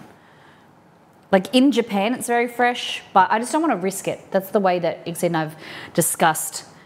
It's like you could, like the risk of in Australia having getting listeria poisoning or whatever, like with cheeses and things is rare. Like I worked with obstetricians and I work with doctors and they would say like, you know, you can eat cheese, you can have deli meats or whatever because the risk is rare, and it is. But then like for me, would I feel comfortable if something went wrong and knowing like that, like it's not that long if when I do get pregnant until we're trying now, like until I give birth, going without it hopefully isn't that very long. It's like, you know, it's only a few months and yeah, like I'm happy to go without it. But beef, like I think if I get really fresh beef and then cook it myself and put it on sushi, I would just cook it more than I usually do. If you can prevent it, I say do it, like you said, not too long. That's it. And like I have friends and I have people that are different, and it's each to their own. If there's no shame, and everyone does things differently in their personal preferences. But I think I'm just really excited. Like it just makes me excited to have it when I can. This custard is very yummy. So, I'm going to cover this and I'm going to teach you a trick. A lot of you guys, my tricks you've already seen before, so it's not very interesting, but for some of you are new, you might not see my trick. And I can feel special by teaching someone something new. Okay, either cling wrap or, because I can't bother getting the cling wrap, I'm going to just use a freezer bag, like this, like that. Spray it with some oil. Imagine this is cling film. Spray it with some oil, just a little bit. Okay. Stop. Okay. Little oil, and then press it into the custard, like that. And then the oil prevents a layer from it sticking, and then it just peels off. But then it stops the skin from forming, which some of you crazy people like. Custard skin, you do you, boo. But that's my little trick. Okay. The oil, we're just waiting for it to heat up and then we can start frying. I wonder when Big Dave's going to be here, because then we can make some yabbies.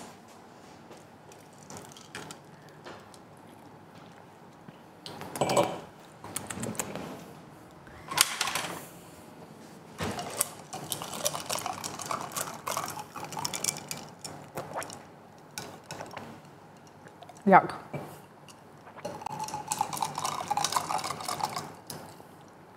There's like a chunk of jam at the bottom. Oh, it's so sour. Ugh. Ugh.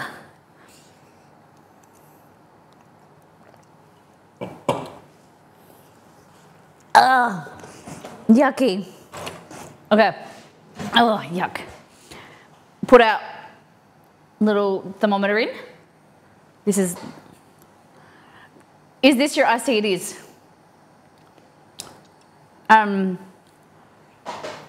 It's very nice. It wasn't very sweet, so I put some jam in it, but the jam obviously hasn't melted.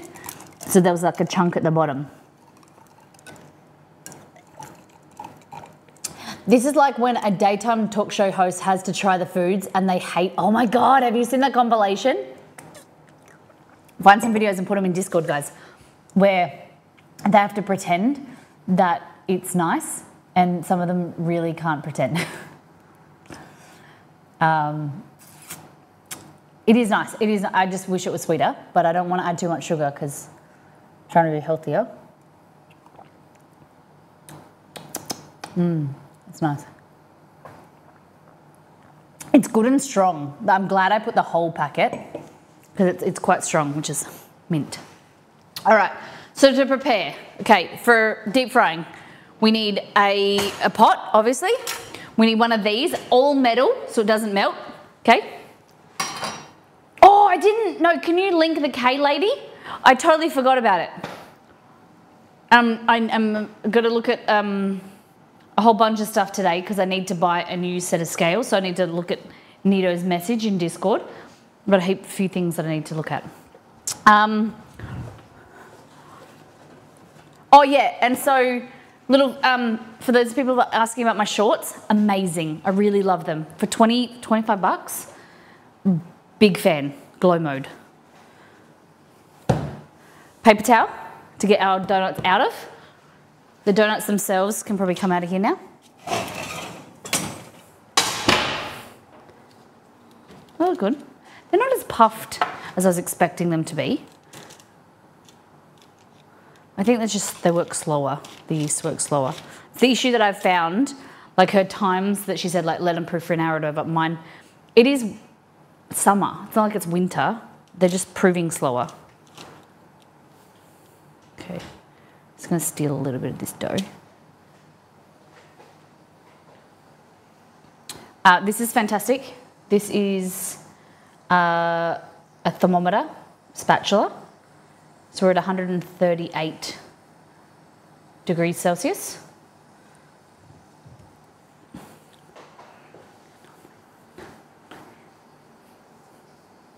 Mine arrived the other day and I love it. What did you buy?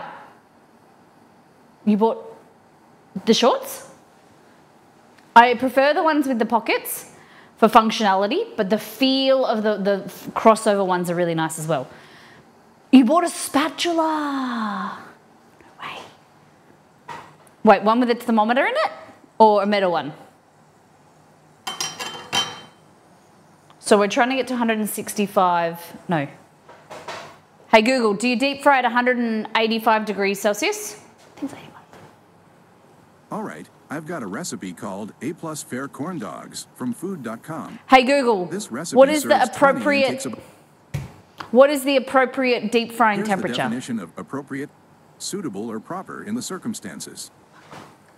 Hey Google, what temperature do you deep fry at? I think it's 185. Between 350 to 375 degrees Fahrenheit. On the website freshfry.me, they say, the best temperature to deep fry is between 350 to 375 degrees Fahrenheit. So the best 180 frying degrees, oils will have a 190. smoke point that's higher than 375. It's really so that they frustrating. will be less likely Stop. to smoke the longer they're in use. That he gives you Fahrenheit when I'm in a country that doesn't use Fahrenheit. It's very frustrating. Show was very cute. Nice. Welcome back. We're just about to deep fry. We made these delicious egg bites and egg slice. I'll volunteer as tribute to eat one to show you what it looks like. So that's what it looks like. And then inside. So good. So good. You're welcome to switch sides, Molly. Nah, I don't want to do Fahrenheit. I'm good.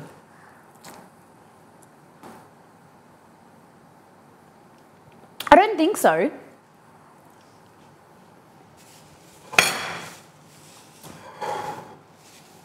Like that it's not dry inside. No way. They're moist and they're delicious. Mmm. Mmm. Yum.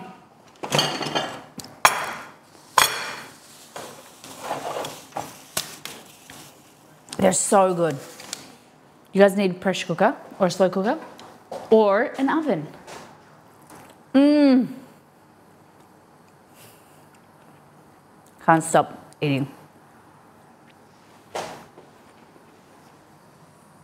165.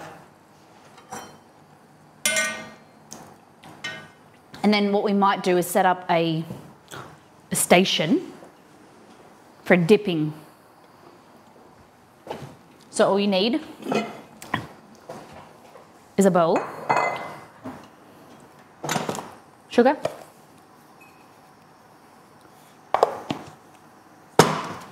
And then some cinnamon. It's just a cinnamon here. How cinnamon do we like it? Don't waste your money on cinnamon sugar. Make your own. Miss Molly demands it. How are you, Aresh? What's been happening? How many more months have you got left until you move?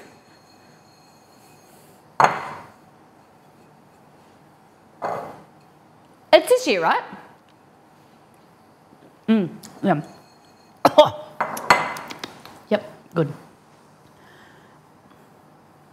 It's a bit of dough. Ooh. It's a bit of dough that we tried to deep fry. December, okay. Look at that. Very stretchy. Ooh. Ooh. I'm excited. Okay. 190, let's go. Are you ready?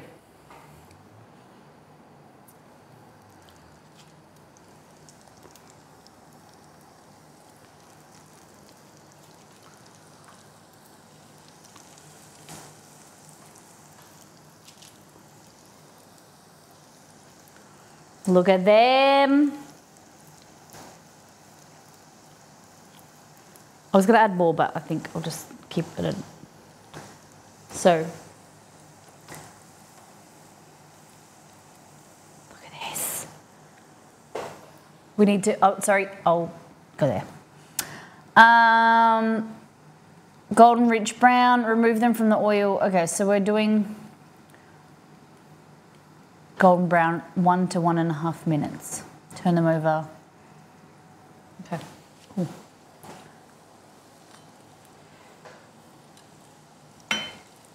Flip over. Thank you. Ooh, hello.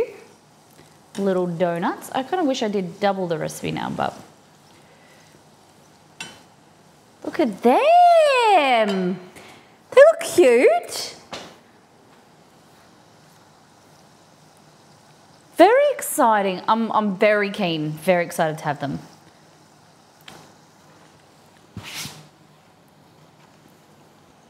We might let them just swim around for a bit. Nice colour, yeah.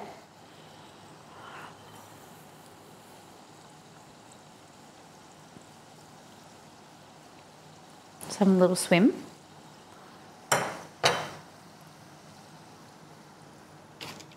Gonna love you, I'm gonna lose you.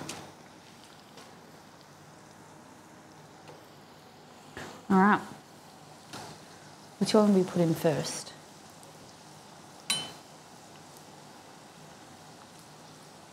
They're looking good. All right, we'll take one out.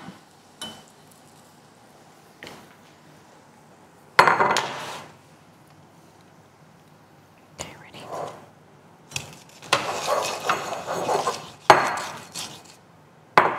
Hold on. I didn't want to get the camera.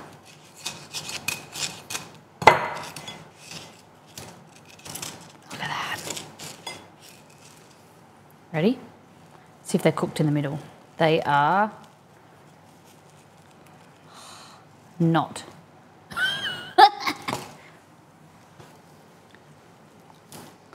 Not completely cooked. Could turn the temperature down. Too hot.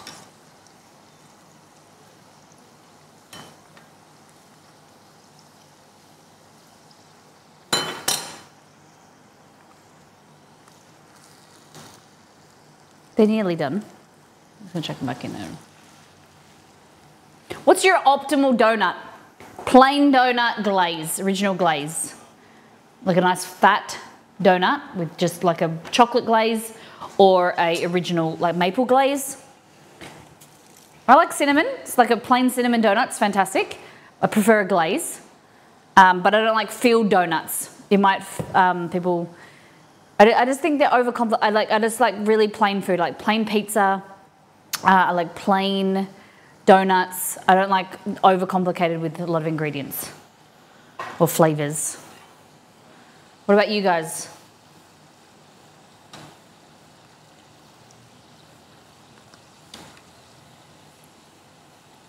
All right, I'm gonna just let it sit for a bit.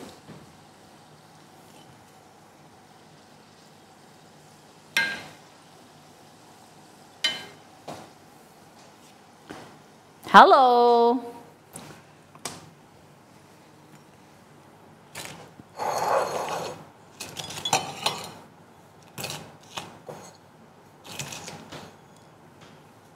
You can put a thermometer in this and like check the internal temperature if you want. What I'm going to do is just let them sit aside and kind of like do the rest steaming from the inside.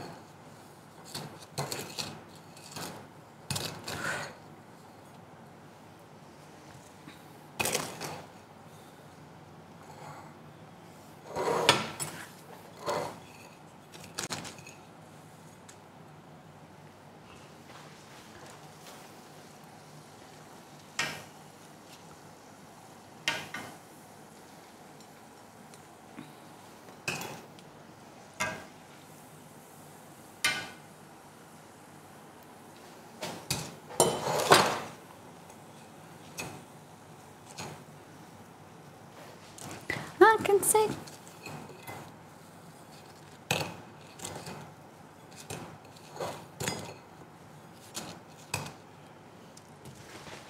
You can. All right. Could you save your fingers by putting them in a bag? Definitely. Yeah. For sure. Save the fingers.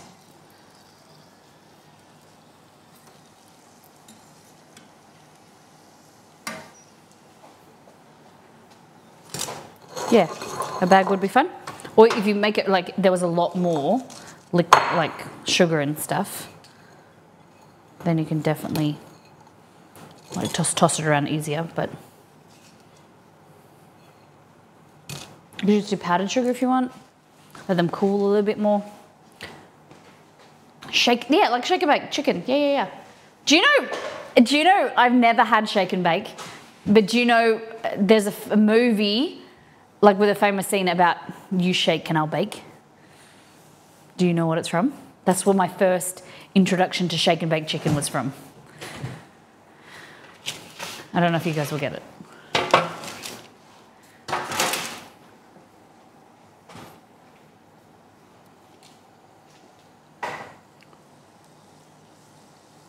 No, not Talladega. Come on, you got this. He was the bad, turned out he was the baddie. And he was getting security, not Harry met Sally. Nope.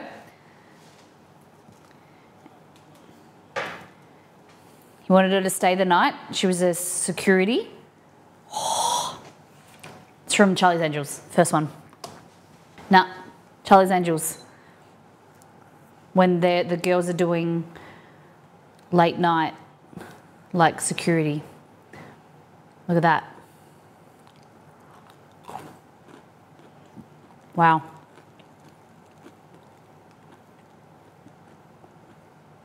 Wow. And texture's insane.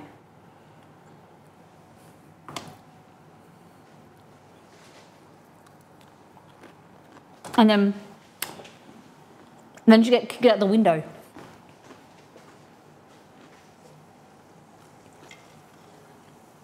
Looks pretty donutty. Does look pretty donutty. You guys have seen the first Charlie's Angels, haven't you? Look at this. It's very fluffy.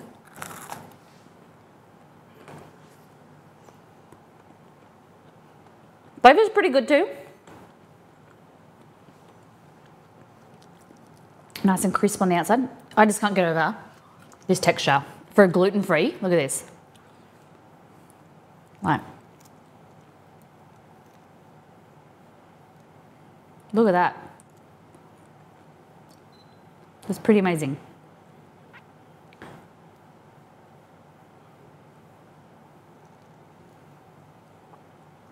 That's crazy.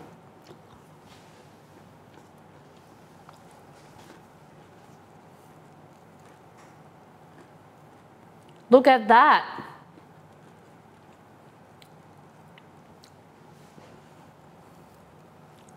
Nice air bubbles. That is insane.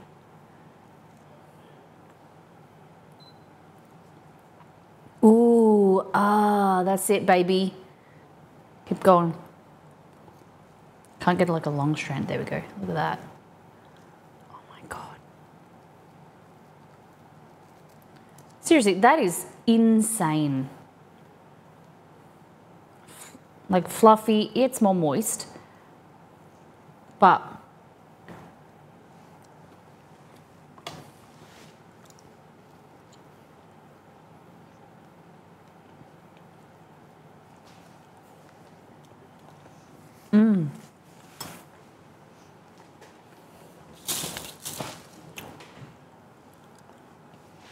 okay.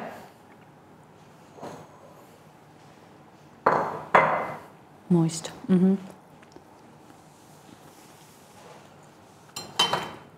So I left one plain.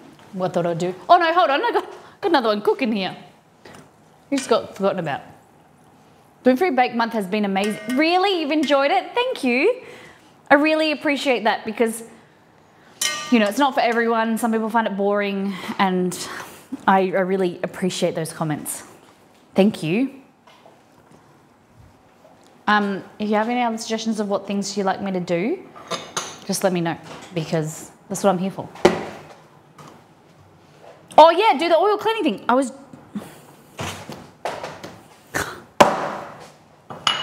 Amazing idea. Okay. So, oil. Get it nice and hot. I'm not throwing anything else, am I? No. Reminder, not an order. No, no, no. That's great. It is a reminder. Okay. So, we've got 2 spoons of corn flour. I don't really know what we're supposed to do, but I'm going to add this to water.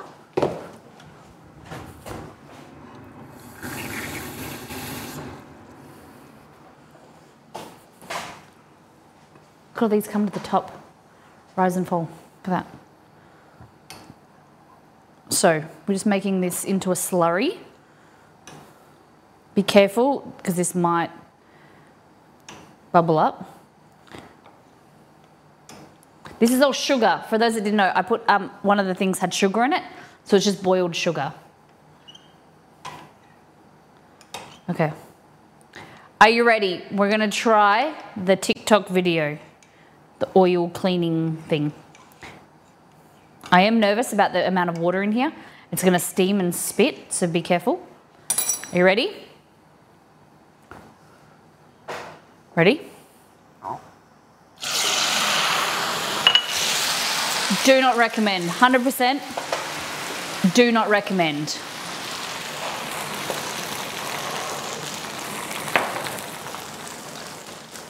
Now hot oil, just fuck! On my, fuck! The fuck? Boiling hot water just boiled onto my steam pedal. Cool, man. Fucking love that. Fuck me. Ah! Fuck. I'm okay. I just don't want to ask Elgato for another pedal, seeing as though I just got 2 new ones. I wasn't expecting that.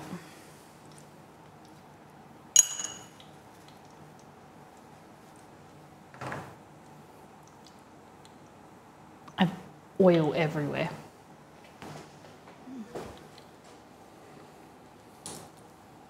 There's oil all over the floor.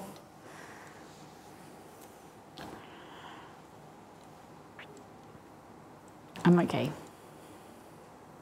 I'm just stressed.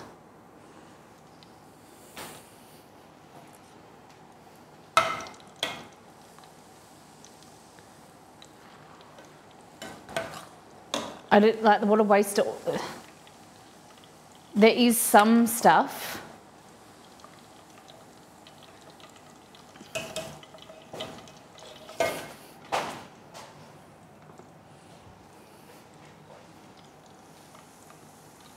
Maybe the oil didn't need to be as hot. So it did. Oh, but it's so sticky. Oh my God.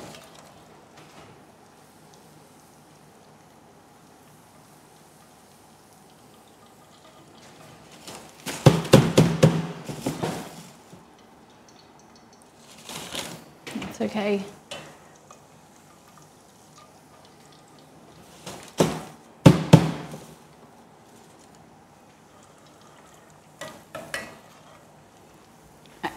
And I've just wasted like $10 worth of oil. Kind of worked. Oh, Ed, where were you before? Where were you before? Could have told me.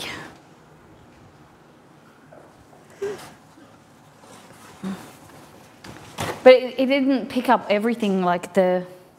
It's still got stuff in there. Could try it again, but do I want to?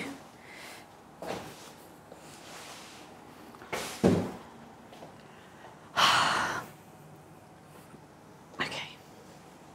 No, it's all good. No, Ed, I'm just joking. It's not your fault.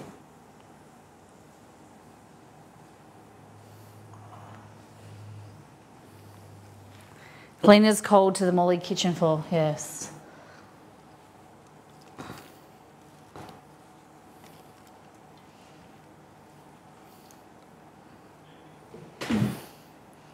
Yes, this was the TikTok cleaning method, yep. Cool, now it's dripping all on the floor. It's just gone everywhere.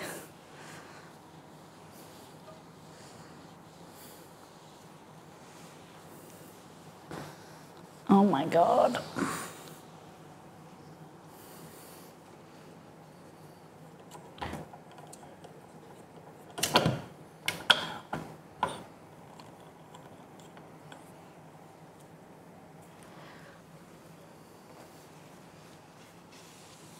Oh well, stuff happens, it's fine. At least we know. I'm happy, the way that I look at it, guys, is that I'm glad I did it in my house, that you don't have to make the mistake and you have accidents or you get injured or whatever.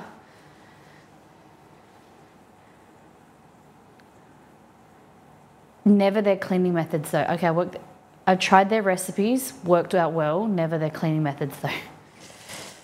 No TikTok. It's all good. I don't care. I was just a bit annoyed that I thought it was gonna burn and then it got on my pedal. I'm not too fussed. At the end of the day, no one got hurt, nothing got broken. No stress. And then, I don't know if my mop, it's good to clean up oil with the mop, my wet mop. So see how the grooves here, like these have no handles, but they have grooves. So there's oil in all the grooves down here. It's okay. It's a good learning opportunity. I should have not had it turned up so high. Shit happens.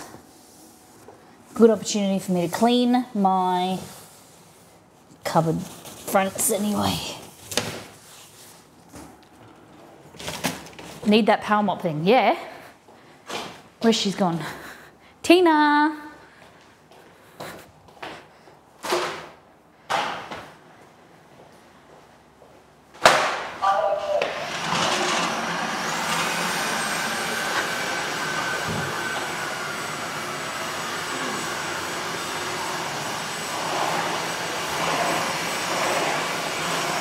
Like I said, I don't know how she's going to do with oil.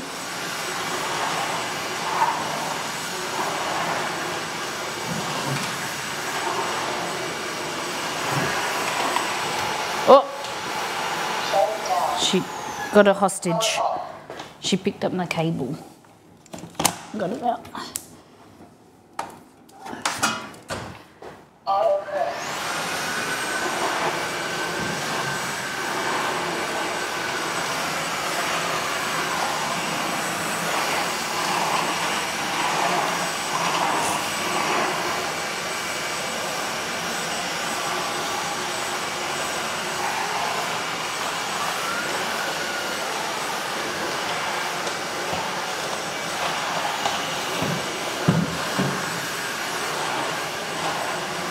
Oh my god, it's so slippery. Okay.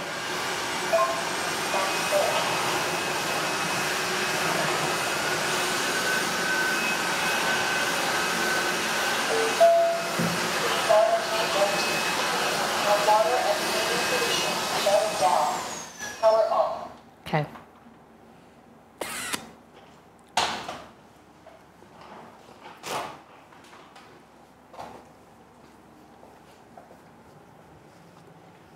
We've spread it around. There's oil spread around now.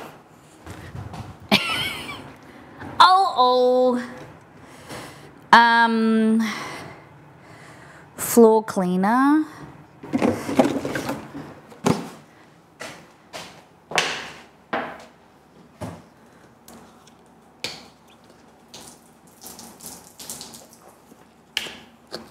What could go wrong? Welcome to Molly's cleaning stream. Welcome, welcome, welcome! Oh, I need a new mat. I wonder if you can, I just want to recover it. Okay. Wait a minute, Molly, are those cleaners gluten-free? I don't care. Okay. So you just take this out like this. Like that. Empty it and then fill the other one up with water.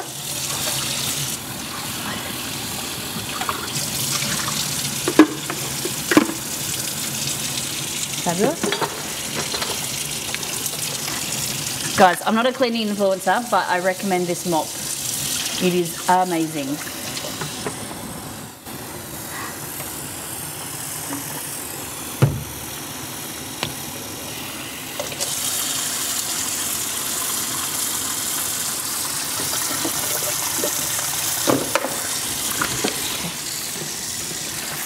Hashtag sponsored. Nah. Okay. These in the back. Click. All right, so what did we learn? Gluten-free dumplings. Gluten-free donuts, good. What isn't good? The oil method. Excuse me, it's a Tineco. Tineco. Hold on.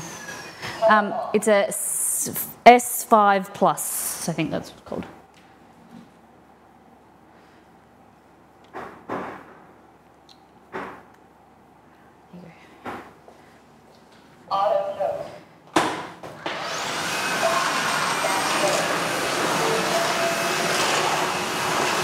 So it mops and vacuums at the same time. It's fantastic.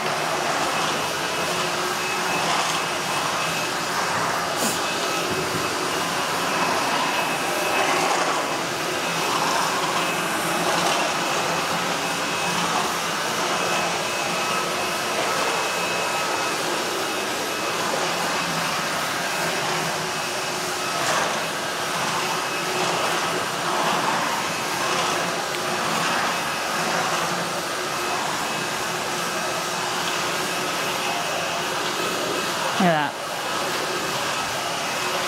Shuck some tomato sauce on there.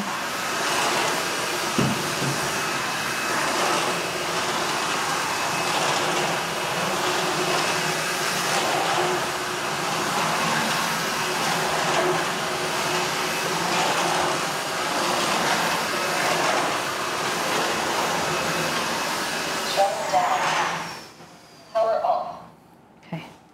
Is it better? I think that's better, but I think what I might do is put a towel down, just to be safe, just for the end of stream, because it seems a little bit oily still. Let's check this on self-cleaner. Charging has commenced. Auto-detecting weather to run self-cleaning cycle. Please clean dirty water tank. Start self-cleaning. Clean flush water. Where's a towel?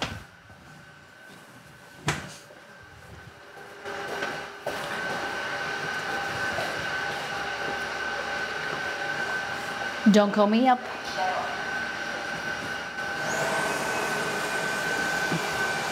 Yeah, it's a bit slippery still. All right, just check. I'm gonna ring my dad to see how far away he is, because he's bringing some yabbies for you guys to see. He's getting some icing sugar.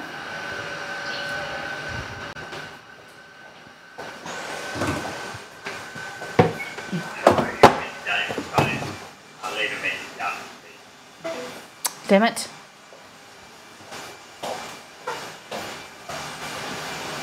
All right. Move them away. I'm gonna make some glaze.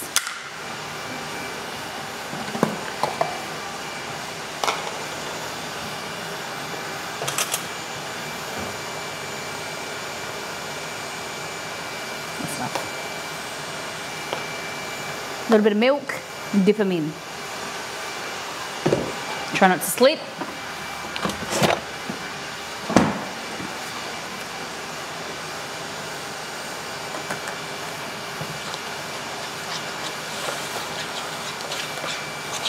There's just like a touch of milk, powdered icing sugar.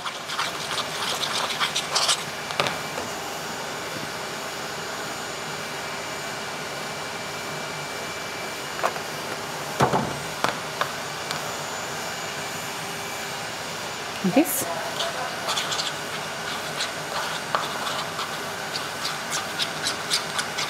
There we go. So yeah, this is my favorite, like a glaze, sticky, sweet, plain donut.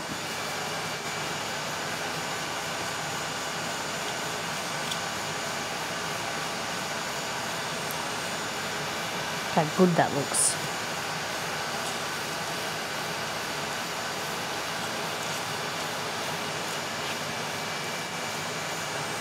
Yum.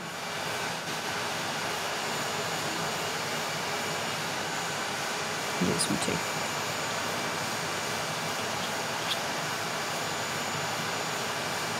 Look at that.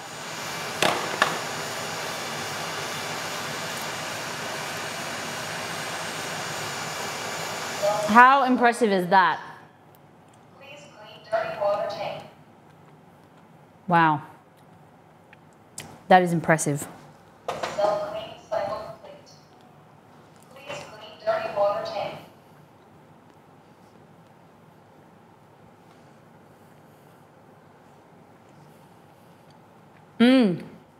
Custard, yes.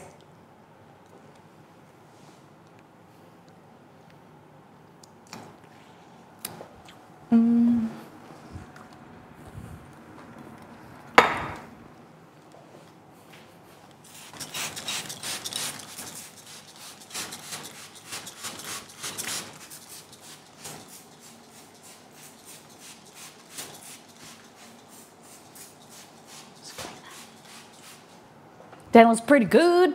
All right, we got some, let me get a, now I'll just use a Ziploc bag. Okay, custard in the fridge. Dip my piping nozzle.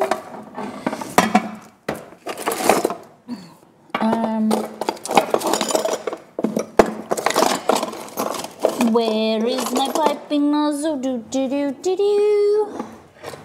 Okay, custard. I'm gonna take this. Holy dooly. Oh, that's got stuff in it.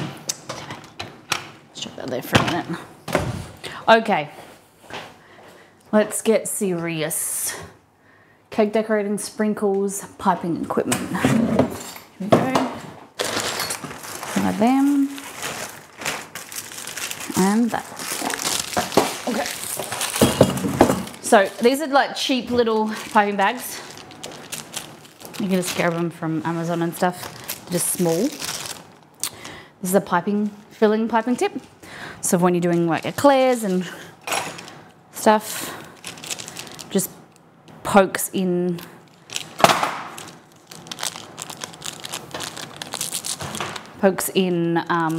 longer. You can get more coverage. Just go like that. Okay. This is small, so you can do it in your hand. But if you're doing a big one, grab yourself a pipe. Like this.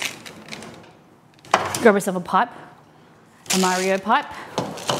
And you can do it like this. This is a bit small, this piping bag, but it holds it up for you. It's my little trick. Or you can use a cup. Cool.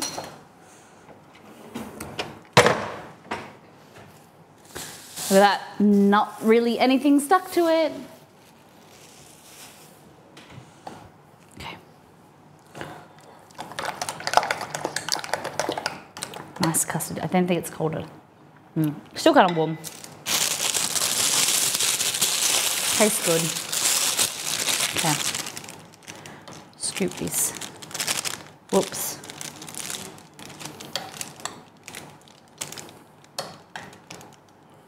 In there. Just use a Ziploc bag if you don't have piping bags. Works. The nozzles are kind of needed though.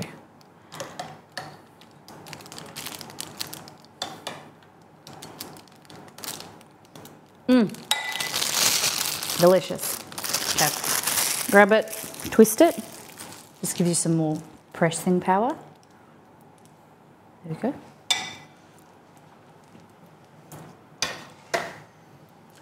All right. So we can do, grab yourself like a knife, this, poke it in.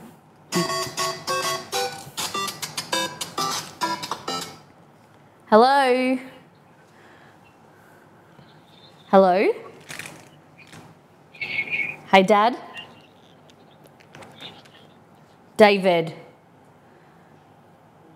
Dad? Yeah. Can you hear me?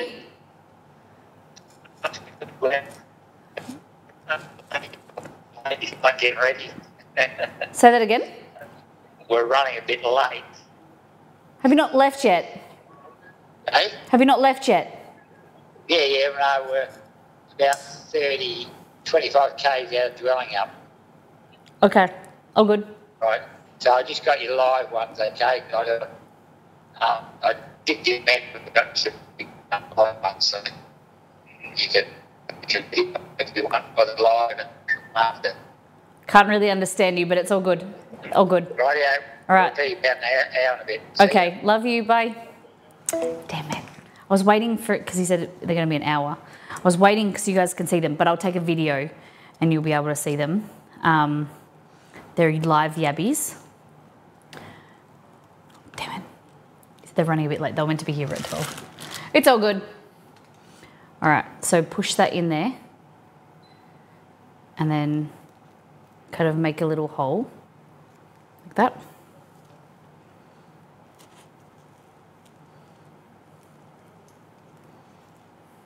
There we go. Yabbies, poggers. And then just squeeze your custard in there.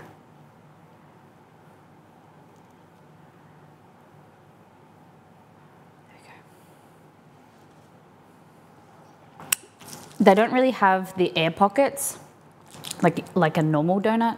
These are a little bit more dense, as I was saying before. Damn it, the piping bag's leaking. Cool, man. Sleeves of my sweater. Let's have an adventure. Here we go.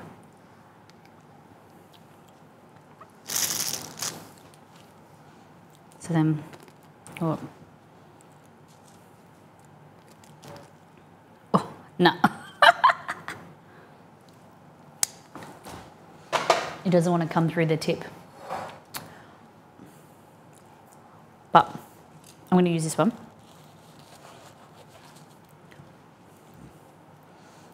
Because it could have been proofed a little bit longer. I think that I'm going to try and do them again off stream, because then they can proof longer. Because they're nice and fluffy, but they're just a little bit more dense than usual. But see, they don't have huge air bubbles, because then that's where you would squeeze the jam in. But for all intents and purposes, there we go. Yum.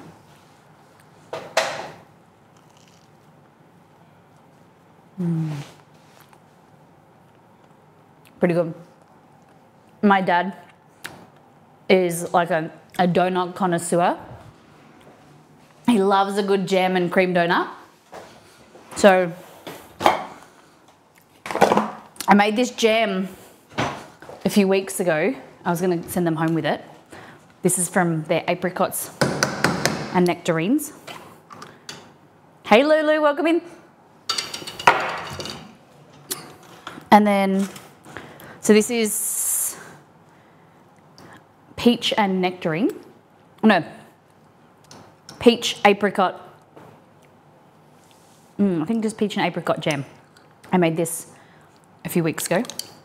Dad bought me peaches for Christmas, like bought them up from the farm. Yum. So this with gluten-free donuts, gluten-free custard and jam. I think that's a pretty banger. Look at that. We need some more custard.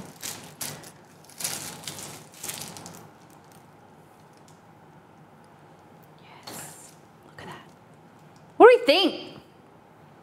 I just want to cook for everyone that's gluten-free and be like, you can have donuts again.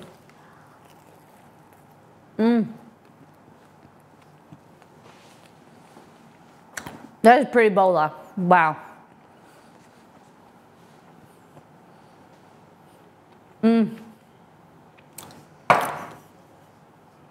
Yum.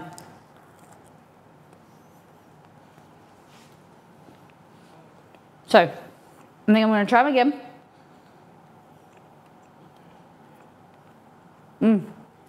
Like the bagels, they just take longer to proof, which is hard on stream when you make the dough, which takes half an hour, 45 minutes by the time we talk. You're gonna proof them for an hour, then knead them, then and shape them, which is about another 45 minutes. Proof them again, and then cook them. So it takes like 3 to 4.5 hours, and that's like if I wasn't talking. And then they take longer to proof than regular dough. So, yeah.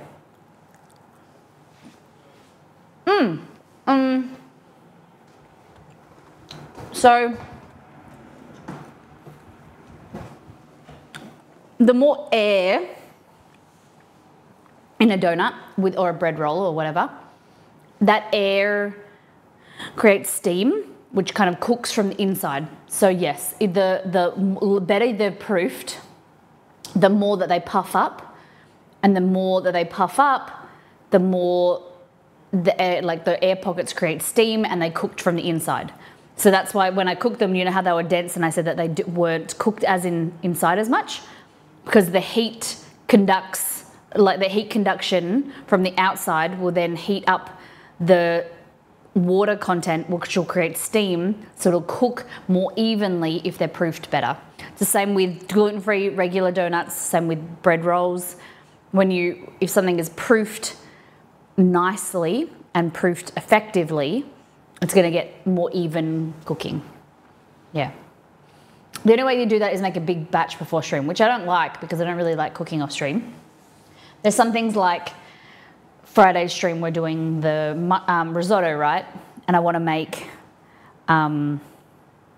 Arancini is better the day before. So in an ideal world, you would do 2 streams back to back, or cook the risotto on Wednesday and then make the arancini on Friday. So that might be something we do down the track. Excuse me. I'm craving donuts now. Yes.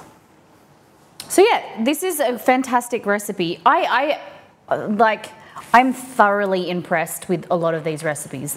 I don't think there's been any that I haven't liked, or matter of fact loved, for being gluten-free and as a great alternative, that some of them you wouldn't know they're gluten-free or they taste very similar. The bagels themselves the other day were really good. Great alternative. Like, you don't feel like you're missing out on a bagel. These, you don't feel like you're missing out on a donut. Yeah. I love a cinnamon donut that's crunchy on the outside and soft in the middle. And this is fantastic. Like, look at this, right? This is a cross section, but like the amount of stretch, this is a bad section because it's the outside, but the amount of stretch and tear this has got in for gluten-free is just phenomenal. It's like the xanthan gum, the starch is in there. Really big fan. This is the book, yep.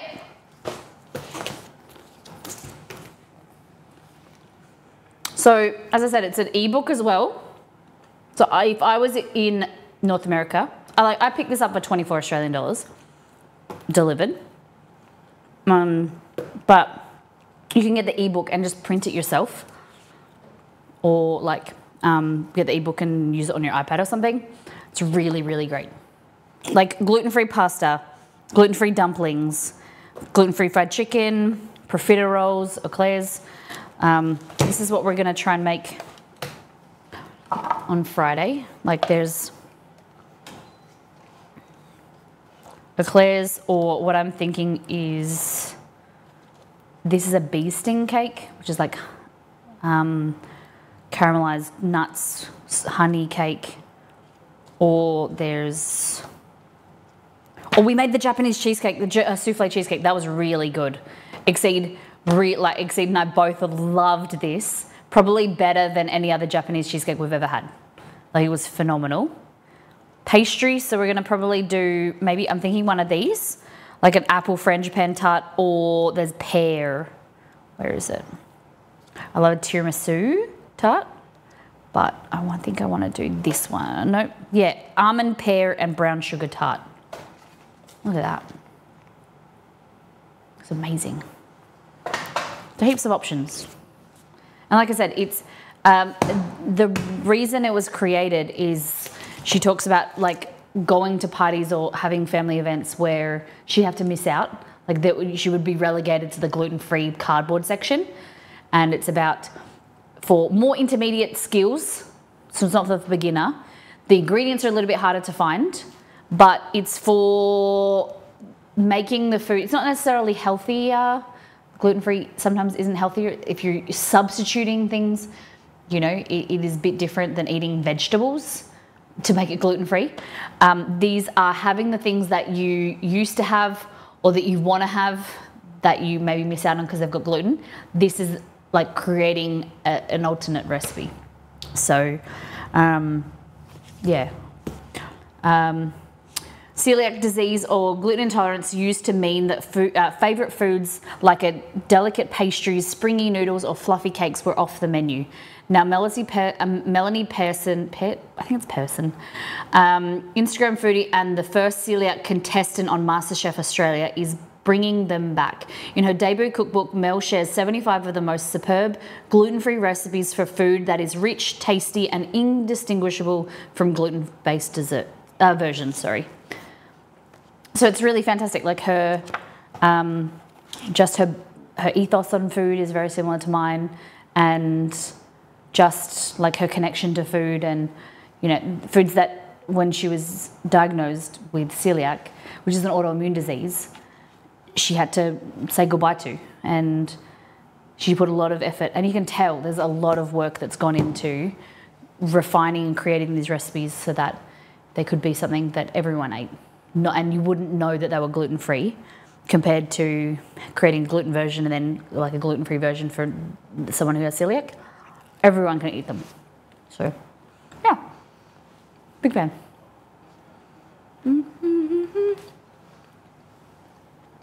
Yum. This reminds me of a kid of eating like tin peaches, fresh tin peaches. Oh no, cooked my grandma's tin peaches, and then with custard. Just top tier, big fan. All right.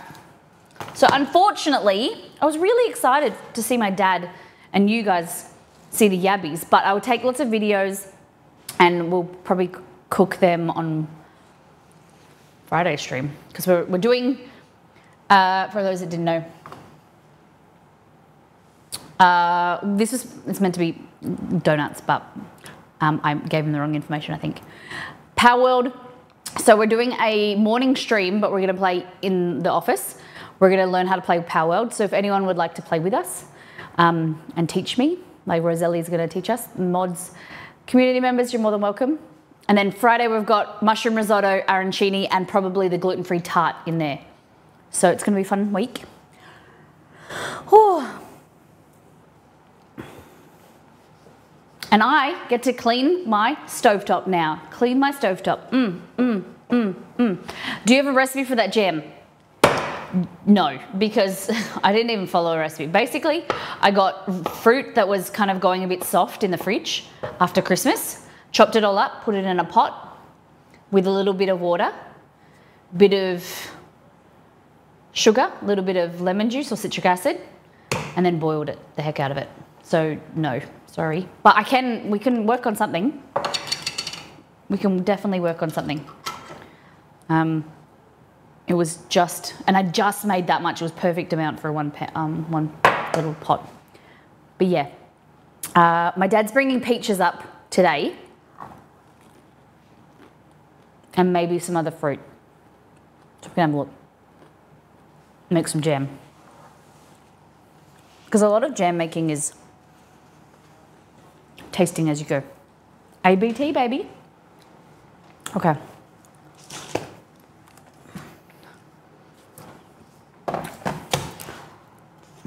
I think, you know what I think I'm going to do? Is I think I want to give away a book next on Friday to celebrate the end of... I just feel like I want like more people to have access to this. So if there's... Maybe on Friday, if you're here, you're gluten-free, we might run a little giveaway to the community for a copy of this. Physical, or probably an ebook, because then it's the same for everybody. Wherever you are in the world, I'm going to give away a copy.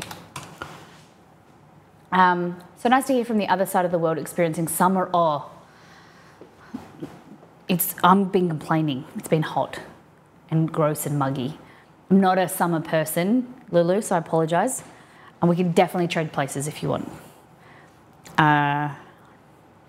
Hey Google, what is the weather today in Mandurah? Today in Mandurah, it'll be cloudy, with a forecasted high of 27 and a low of 16. Right now, it's 27 degrees and sunny. Hey Google, what's the humidity today? Who's answering in my office? The humidity today. The humidity today. Hey Google, what's the humidity today? The humidity today in Mandurah is predicted to be 42%. That's not too bad. Yesterday was 75. Oatmeal. Hey Google, what is 27 Celsius in Fahrenheit? 27 degrees Celsius is 80.6 degrees Fahrenheit.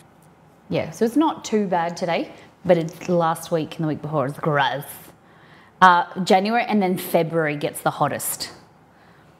It's nice here. It was minus 38. Yeah, I can't complain. Minus 38 sounds gross, but lovely at the same time because I've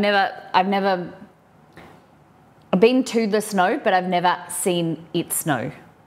I've never had snow. We were in New Zealand, but it didn't snow when we were there. It was only in the mountains that we went skiing. I've been to Thredbo and Canberra where it snows, but yeah, you always want what you don't have, right? Yes, well I'm sending you warm vibes Demilk Sword, what's the temperature for you? I'm made jam and it all stuck to the pot, through the pot, and all the stuff. Oh my goodness, I use a non-stick pot and a scraper. No snow, the earth is so diverse. Wow. Yeah, so we have, where we live, it doesn't snow, it doesn't get that cold. In winter, it gets to probably 7 degrees Celsius, 5 degrees Celsius in the middle of the night. Sometimes, like below, I don't know if below zero, -5. No, I don't even know that. I would probably say it doesn't really get that cold, maybe like 5 degrees Celsius. But then in summer, it gets to about sometimes 42 degrees, the hottest where I live. Up north, it gets to like 50 degrees Celsius. Hey Google, what is 50 Celsius in Fahrenheit? 50 degrees Celsius is equal to 122 degrees Fahrenheit. Yeah, it's a bit warm. That's where Silver Bullet, who was in stream before, she's going to start working up north of Australia. It's going to get that hot. Yeah, people die at that. Yep. That's where all the miners are, where it's real hot. Ugh. Gross. Grossy, grossy.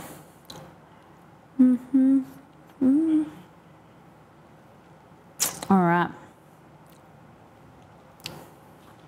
Let's look over to, hey, Serendipix.